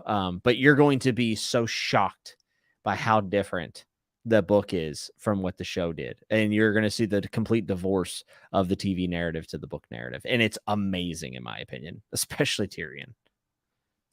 Especially everything. Yeah. Jon Snow, just fuck Kit Harington. Hey, Jon Snow has facial scars in the books. Jon Snow is a great character. Kit Harington, no. Northern politics are fascinating. And we're going to talk about the Pink Letter, all kinds of cool stuff. Yeah, I have watched the show. Okay, Lauren, yeah, you're in for a treat. Man, dance is good. You're going to go, wait, what? This was not in the show. I was going to say, like, you can if you've watched the first 3 seasons of the show, you can get away with almost pretending that you've read the books because they're pretty loyal adaptations where, like, you'd have to, like, get into, like, the nitty gritty to really discover that person hasn't read the books. But, like, after that... it becomes easier and easier to tell if you've read the books. Yeah, definitely. I mean, there's major players that are introduced in dance that literally are not in the show. Like Lady Stoneheart and then this other character you'll meet in dance are the 2 biggest ones that are not included in the show that have major implications on the end game. So you're going to have a lot of fun, Lauren. And that makes me so excited. I'm so glad that somebody, at least one person's joined in that hasn't read before because it feels like everyone's read these books. Sometimes I feel like I'm shot into the void. Like it feels like, the default opinion to think these are good books and therefore not worth mentioning or examining or thinking about. It's like, I don't know. It's like saying that The Shawshank Redemption is a good film. And you're like, what an original opinion. Like, yeah. But at the same time, like, it's such a default opinion that you don't think about it. And so when you actually read the books, you're like, but you know what? They are really good, though. Like, yeah, it's to the point where it's so talked about that I think George has actually become a little bit underrated for what he does really well. Like, because it's just so, people are like, George, man, fat pink. It's so ubiquitous. Yeah, yeah. And I'll tell you what, I feel vindicated because after reading over 100-something fantasy books in the last 2 years, and then coming back to A Song of Ice and Fire, discussing it at length with you and Alex, and then pointing out the Tom Sevens streams thing. Like, I'm like, wow, I totally missed this entire thread that is massive going forward. Well, I feel like with lesser known books and authors, you feel like, oh, this is really good. And these are the reasons I feel like I need to explain to you why this is so good. And with Song of Ice and Fire, you're like, oh, it's an established thing. We know it's good. It's been declared as good by the populace. Oh, I get shit all the time for saying it's my favorite, even after reading the amazing because it's such a series. default, where you're just like, oh, like it's like saying, oh, you think Brad Pitt is hot? Like, wow. How original. Yeah, right. Versus, like, oh no, it's like it's that hipster in all of us that you're like, obviously Song of Ice and Fire is good. Why don't you tell me about something that's like actually like obscure and therefore actually your opinion? Whereas like, there's a reason that people say these are good. And when you actually like go back and read it, you're like, there's a reason this got the attention that it did. Yeah, and I think that I feel as if people are angry. There's a lot of people that are just angry, not just about the show, but about the fact that a lot of time has passed since the last book. And I think that comes out in their opinions of George. And Omar actually said, if you look at the reviews of Fire and Blood on Goodreads, there's so much rudeness towards him. It's eye-opening. Yeah, Fire and Blood's like his lowest ranked Song of Ice and Fire book. And it's because if you go look at the reviews, almost every single negative review is people saying it's not dance, or I'm sorry, it's not wins a winner. I don't care. Like that's almost exclusively what the reviews are. I've read pieces of Fire and Blood. We're going to read it all during this reread. It's really good. Like it's really good. People now say that's the same thing that people say about the Kingkiller Chronicle. And like, I've read and reread now, Song of Ice and Fire. So I obviously don't agree with that position. But like with Kingkiller in particular, like with Song of Ice and Fire, there is so much that's like planted that you're like, I want to know. I want to know. I want to know. And with Kingkiller, I just feel like even though there is a lot of like lore and therefore there is a lot of just sort of like general questions, it is so much more of like a in the moment experiencing this life story that like, okay, so we haven't seen the rest of it yet. Whatever. Like I enjoy the part that we did have. And it's not the kind of book where like, it's not like a cliffhanger ending where you're like, I need to know. It's more just like, oh, that was a great day 2 to this journey. I look forward to day 3 whenever that happens. Yeah. So like when people are so angry about Kingkiller, I'm like, I mean, would I like to have book 3? Yes, I would. But like, I'm fine. Like, I don't want to say like I'm fine with it in the sense of like, he could just never write it. I mean, like, please do write Doors of Stone. But like, it's not the kind of series where I'm just like, you are sitting there seething because you must know how this ends. It's a journey book. And so the journey so far has been wonderful. Yeah. And so I'm just like, if you're not reading it because there's no ending to it, I'm just like, I don't know. Do you like, it's very much like a road trip, like if I'm on my way from LA to Seattle, but I've currently stopped in Portland, it was lovely and Portland is lovely. And someday we'll get to Seattle and I look forward to it. But in the meantime, this was wonderful. Yeah, I think that's a good way to look at it. And I don't know about you, but like there's a lot of stuff that's happened in modern fantasy that I'm not a fan of.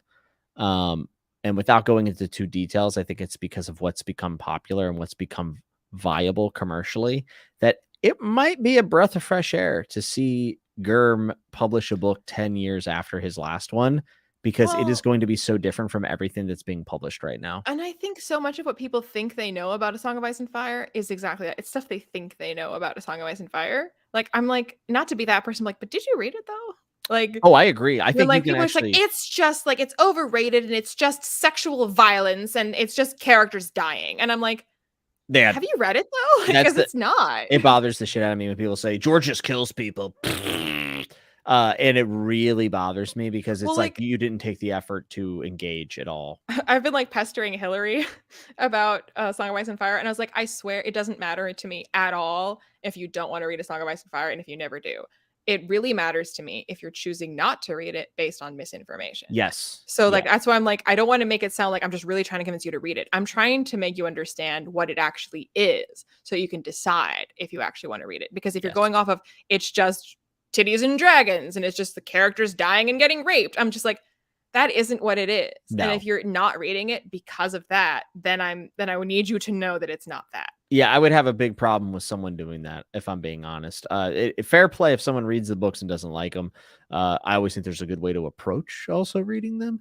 But you're right. If people just take it and the first time someone, has some abuse put on them, they're just like, yep, this is right. They were right. And well, I mean, especially if anyone's read First Law and is fine with that. I'm just like, you can read Song of Ice and yeah, Fire. now come on. Yeah, now come on. Like low key, I think First Law is more graphic a lot of the time than I agree.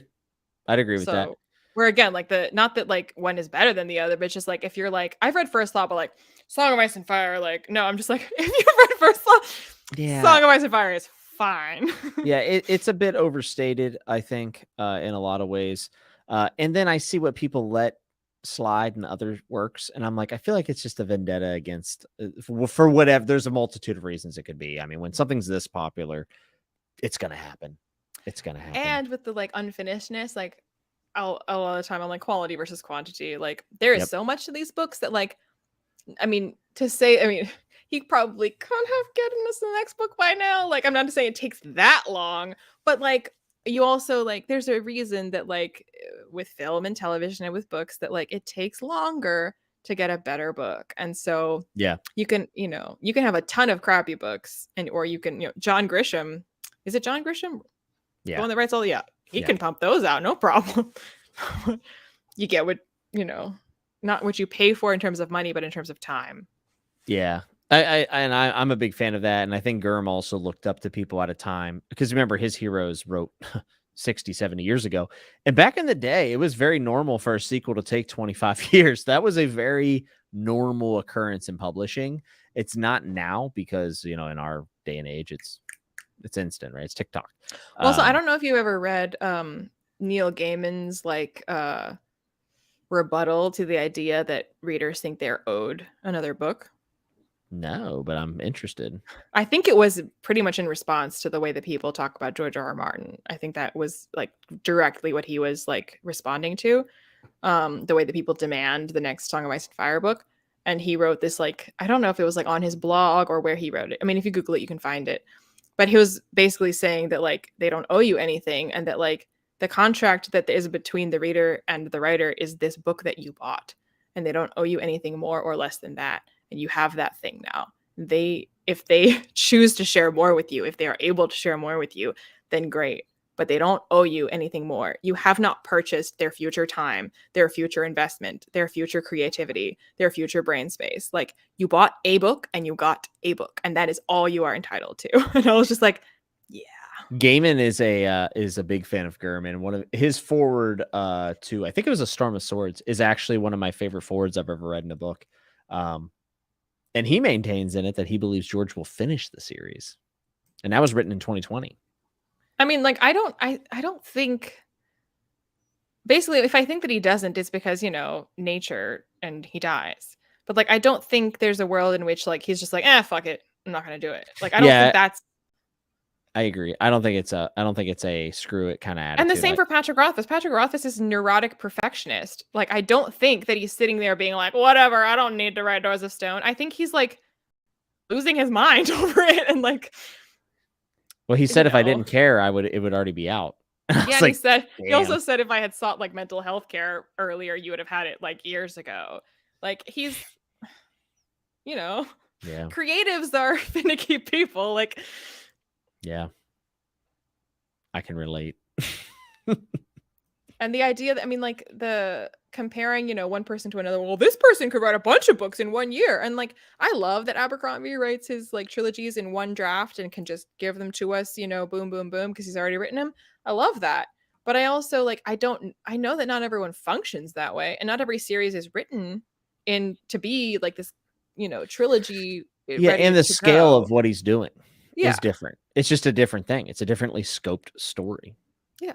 And so then like when I look at like a Rothfuss, I mean, it's not just in terms like, well, if Rothfuss had just like been, smart and disciplined and respectful like Abercrombie, then we would have the whole thing already. Like different creatives work in different ways. And like if Patrick Rothfuss had forced himself to fit that style, then these books probably wouldn't be very good. Yep. I definitely think there's different approaches to doing your art, and it has to be respected. You don't want a guy who makes pizzas making you a burrito. Well, and that's the thing about books too, is that it is art, and like, well, yes, there's contracts and money and deadlines and expectations. Like, okay, you can force them and rush them, and you're going to get a bad product. Like Yeah, I it's don't want art, that. and like they feel called to do it and called to tell it. And if you're gonna like sit there and like beat them until they've churned out some pages, like I would rather wait until maybe someday we get something better. And if that never happens because they're never able to deliver it, well, then they weren't ever going to be able to deliver it. Yep. I mean, it is what it is. Like you only get a Yeah. certain amount of time on this earth, and that's a wrap. So there's nothing else to argue about. It really is the fact that, like you said, if they can't get it done in the time period, then they didn't get it done. It was never going to happen. So yeah, I just feel like the way that, well, I think you and I also as like content creators, like to a lesser degree, know that like, you know, it takes a lot out of you to create something. And when Yeah. people just like demand more, I'm like, by what right? What right do you have to my time? What right do you have to my mind? What right do you have to my emotions? Because that's what writing a book is. It's your time and your mind and your emotions. Like, and no one has claim on that. I don't care if you've read all my books 10 times. Like, No, you don't have I a agree. right to my soul. I completely agree with you. Should Joe finish his Song of Ice and Fire? No. Joe would not finish a Song of Ice and Fire, and apparently Daniel Abraham has also went on. Him and Ty Franca both said they wouldn't finish it, and Gurm has said in an interview that he does not want anyone to finish it. I'll be honest, if Gurm doesn't finish it, it's not getting finished unless if I was his gonna say, estate like, goes if against his anyone should wishes. finish it, I wouldn't have thought of this before, you know, this year or talking to you. But if anyone would be qualified to finish it, I think it would be Robin Hobb. Hobb or Daniel Abraham would be my picks, and I don't think... like Daniel Abraham's what I've read from him, so I say Hobb. I do like Daniel Abraham. I do think Hobb is the most reminiscent for me of George and the time period that she wrote it. I mean, I think Hobb's the best writer of all Well, time. also just Like, the patient pacing of slow building Yes. and groundwork being Yes. laid. I'm like, it would not be the same as George writing it, but she would do it some kind of justice. Yeah, and Gurm has borrowed a lot from Hobb, and maybe vice versa. I don't know, but it is very evident when you read through Realm of the Elderlings that Gurm, especially with a certain event that's going to happen in Winds with our boy John, will be very reminiscent of something that happened in Farseer. So I can't say anything else about that. But it's clear as day he's taking that inspiration. He's a huge fan. They're friends. I mean, we talked before about like the wit and warging being quite similar concepts. Yeah. Do I think she would finish it? No. It'd be my dream. But I think if Gurm were to no longer be able to write the books, I think that's a wrap. I think it's a wrap. Do you think, though, we would get some kind of like a publication of his notes, you know, so that people would see what he had planned? Yeah, I think you would. I think you'd see that.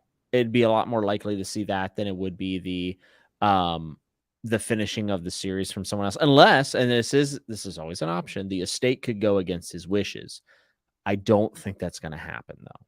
I really don't. I mean, Tolkien's still publishing new books. Yeah. Jesus. And by the way, Gurm does know the ending of the series. Daniel Abraham said that Gurm has written the last paragraph of this series. And Daniel Abraham is the only person in the world that knows the ending of the arc. Like, he actually knows the ending of the series, and he also knows the ending of multiple characters. So he kind of has the keys to the castle in that regard. But I know he doesn't want to write it, because someone mentioned in our last live stream, and I looked it up, and Daniel Abraham did say in an interview, he's like, I would never finish that. Yeah, I mean, Joe Abercrombie's been asked that before, and he's like, he hates it. He was like, I don't think they would ask me, and if they did, I don't think I could do it. No, I wouldn't want him to. He has too good of an authorial voice. It would be impossible for him to write and it not sound like Joe Abercrombie.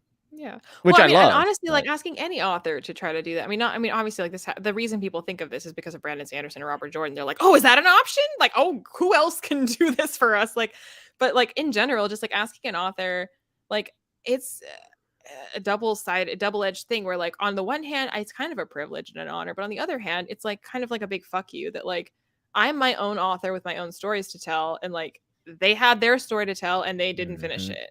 Like. Yes. Kind of, sucks, but not my problem. Actually, fun fact, Wheel of Time. The other option other than Brandon Sanderson that Harriet, I believe, is Jordan's person's name. I don't know if it's his wife or not. George R. Martin was the other person that was considered for finishing Wheel of Time, but they knew that he had a Song of Ice and Fire already going, and they didn't want that is a bit of a tone shift. Yeah, well, they didn't want to take him away from his fandom, and they said he already has a fandom; it would only do harm. and they picked Brandon Sanderson, a little bit of a lesser known author, obviously had a really tight relationship with Robert. And that's kind of why Brandon Sanderson, and I'm not saying, they wanted to go with Gurm first. No, I'm just saying Gurm, that's one of the reasons why they didn't go with Gurm, is because he already had a thing. And I think Joe Abercrombie falls into that as well. And now also Ty Franck and Daniel Abraham have The Expanse. Well, and also, I mean, like, as like, you know, it would, I'm sure it makes him deeply uncomfortable, because I know he gets asked this a lot, because people like to lump together For a Slaw and Song of Ice and Fire, and to constantly be asked, like, so, like, this author that's still alive and that might still finish his series, would you finish his series when he dies? And it's just like, and he is friends with George, by the way. Yeah, like he wrote the forward for a Game of Thrones in Folio. I mean, they are legitimately, they're colleagues. It's very weird. Very weird. I don't actually love postulating about it, because I do think it's a little disrespectful. But it is a question that comes up so often that you kind of have to have an answer for it. But I am now in the camp of, I don't think it'll ever be finished if George were to not be able to write the ending. So yeah, no, I think we would come to learn what the ending is, but we wouldn't get books. Yep, I agree. I second that. Joe's awesome. But yeah, I mean, and that's the thing. Like, it's your, because any author that's being asked to do this for someone else can't help but think of their own work being handled this way by someone else later. You know, it's just like, you don't. Yep. Lauren says, let's not plan for. That's right, Lauren. You're damn right. It's rude. Yeah. And people say it so vindictively. You know, it's kind of gross. I do not look forward to the day that happens, and I have to see many people that I think I respect, I know it's going to happen, with stupid takes on said social media like Twitter. There'll be a lot of blocking. And in the same vein, if with wins ever gets announced, I'm going to be the most petty person you've ever met, Leanna. I'm going to make a video crapping on every single booktuber I saw. Say, oh, he's never going to publish the next, but I will be the most petty person in the world. Oh, so it was true when you said that only me and Alex are your friends. Oh, I will. No one will be your friend after this. No, I'm not kidding you. I've taken screenshots of people who have said really rude stuff about George. I'm not even kidding. I mean, petty. Honestly, like, because, like, again, being I'm a fan of Song of Ice and Fire, not like you are, but I am like a bigger stan of like Kingkiller, and I just like. Yeah, like, Patrick Rothfuss can be an asshole, and I don't deny that, like, he comes off as kind of an asshole. But I just like I the kind of pressure he's under, and to day after day get constantly bombarded with people being like, "Where's book 3? Where's book 3? Is this book 3? Why aren't you writing book 3? Why are you doing literally anything else? Why do I see you at the grocery store? Why aren't you writing book 3?" Like, I would also be an asshole. And so then, like, I just like, is it the best way to handle it considering your public persona? I don't know, probably not. But like, do I completely understand the instinct to just be like, screw you, leave me the fuck alone? Like, yes, I do. So like, like, Doors of Stone, sure, love it. Can't wait for him to hopefully write it someday. But in the meantime, like, whatever, leave him alone. Yeah, and also, like, move on a little bit, because it's funny, because the people who are the loudest are like, I don't even care about it anymore, and it's like, you clearly do. It's like, well, great, well, then shut up about it. Yeah, exactly. Move on. If it's so not that special, go find something else to be obsessed with. But you can't. Well, it's the same thing as like comments on videos. You know, people who are like, your opinion is meaningless and no one cares about you, and here's an essay in which that and you're like, well, you care. So what? You know how many times I've gotten comments about, like, the Winds is never coming out. You're out of your mind. Okay. Have a nice day. I got the screenshots. I'm ready, folks. I'm ready. And when you move that goalpost, okay, when you go, but Jimmy, when is A Dream for Spring coming out? And I'm going to go, it doesn't matter. And I'm going to do the same thing I'm doing now with Winds. Because, as soon as Winds comes out, well, who cares? Even though Winds was great, Dream of Spring's never coming out. It's like, okay, whatever. Keep moving your goalpost, loser. I'm over it. Also, the notion that they can't work on anything else in the meantime, when for a creative to like refresh the creative well, is important. And that, like, it might be not guaranteed, but it might be part of their creative process to be like, I am burned out on this world, and I'm burned out on these characters that I've been trying to finish, and I need to step away from it, and I need to tell a different story before I can come back to this. And I'm like, do you? I've wrote a short story, and I need to edit it, and I'm like, I just want to write something else. I'm sick and tired of looking at Dimitri's dumb face. Like, I'm good. King Bastion, kick rocks. I don't want to edit the story. I'm sick of talking about it. Like, I just want to move on to my next thing. I can't imagine how George feels writing something over 3 decades. I can't imagine. So basically, in summation, kindness costs nothing. That's right. Be nice. Let people do their art and chill. You know, whenever your boss micromanages you at work and tells you to work a little bit faster. Oh, hey, what were you doing last Tuesday? Why didn't you get this done? That's what you're doing to the artist that you love that has provided you an escape and a mechanism to get out of your own head. So stop. Don't be an asshole. It's easy. Can you tell I get mad about this? I get really upset. I get mad about it too, Jamie. I get really mad. I'm sorry, people. I'm not really this petty, but I'm very petty when it comes to this. Okay, there's enough people attacking those authors. They need people in their corner fighting back. Yeah, and I don't, people are like, well, why do you simp for them? They don't pay you any money. And it's like, well, I don't care. Well, who's paying you to attack them? Yeah, it's because I think you're stupid. This might be the most spicy I've ever been on video. I don't know. I just entitlement of any kind, and angers me. And it is it is entitlement straight through and through to demand an author write a book because you want the ending to a story. I agree. I totally agree. Life doesn't owe you anything. If you learned anything from A Song of Ice and Fire, it's that life doesn't owe you anything. And then you die. Mm-hmm. This was a wonderful stream. It's like life is a feast for crows. So also, low-key, the number of times in Feast for Crows that we got the title in the book. George was a little. It was a lot. Angry drunk. I'm not. I'm maybe a little angry. I'm not drunk though. I was drinking heavily earlier, but I'm okay now. Yeah. Shit. So yeah. Dance with Dragons. That's on Alex's channel. It'll be on Alex's channel. It's the longest book. It's second longest book on the. Also, I thought we'd figure out and / announce during this live, but Alex isn't here. What's next? Is it going to be Fire and Blood or Dunk and Egg? I think Dunk and Egg is the play because apparently there's a rumor that in April we will be getting House of the Dragon, and I think if we do Fire and Blood in April, it would be a great thing to do. I also think it's good to leave off on Fire and Blood because it's the next thing coming in the film or television universe. So okay, so we're locking in that on your channel we're doing Dunk and Egg in March. Yeah, and we'll come back to you for Fire and Blood. Yep. Okay. And then we'll end it where we started on your channel. I think that would be great because you're the one who. Where are we doing Empire of the Vampire? Definitely Alex's channel. I don't want that. I don't want that shit in my feed. Cluttering up my immaculate channel. All these beautiful books. I don't need that. I was gonna say Alex isn't here, so we voted, and the majority rules. It is Empire of the Vampires on Alex's channel. It is known by the old gods and the new. Alex was afraid, so who's going to run his channel? I'll take his channel over. Well, you talk about Dresden a little bit, a couple book hauls. It's easy. Well, in a chat today, we learned that the secret source of his power is his beautiful bookshelves. So, like Duel of the Fates and Star Wars, just stand in front of them and just become one with the bookshelves. And to talk about the pink mast and bring it up repeatedly. Yes. Alex gonna watch this back like, what the fuck? So yeah.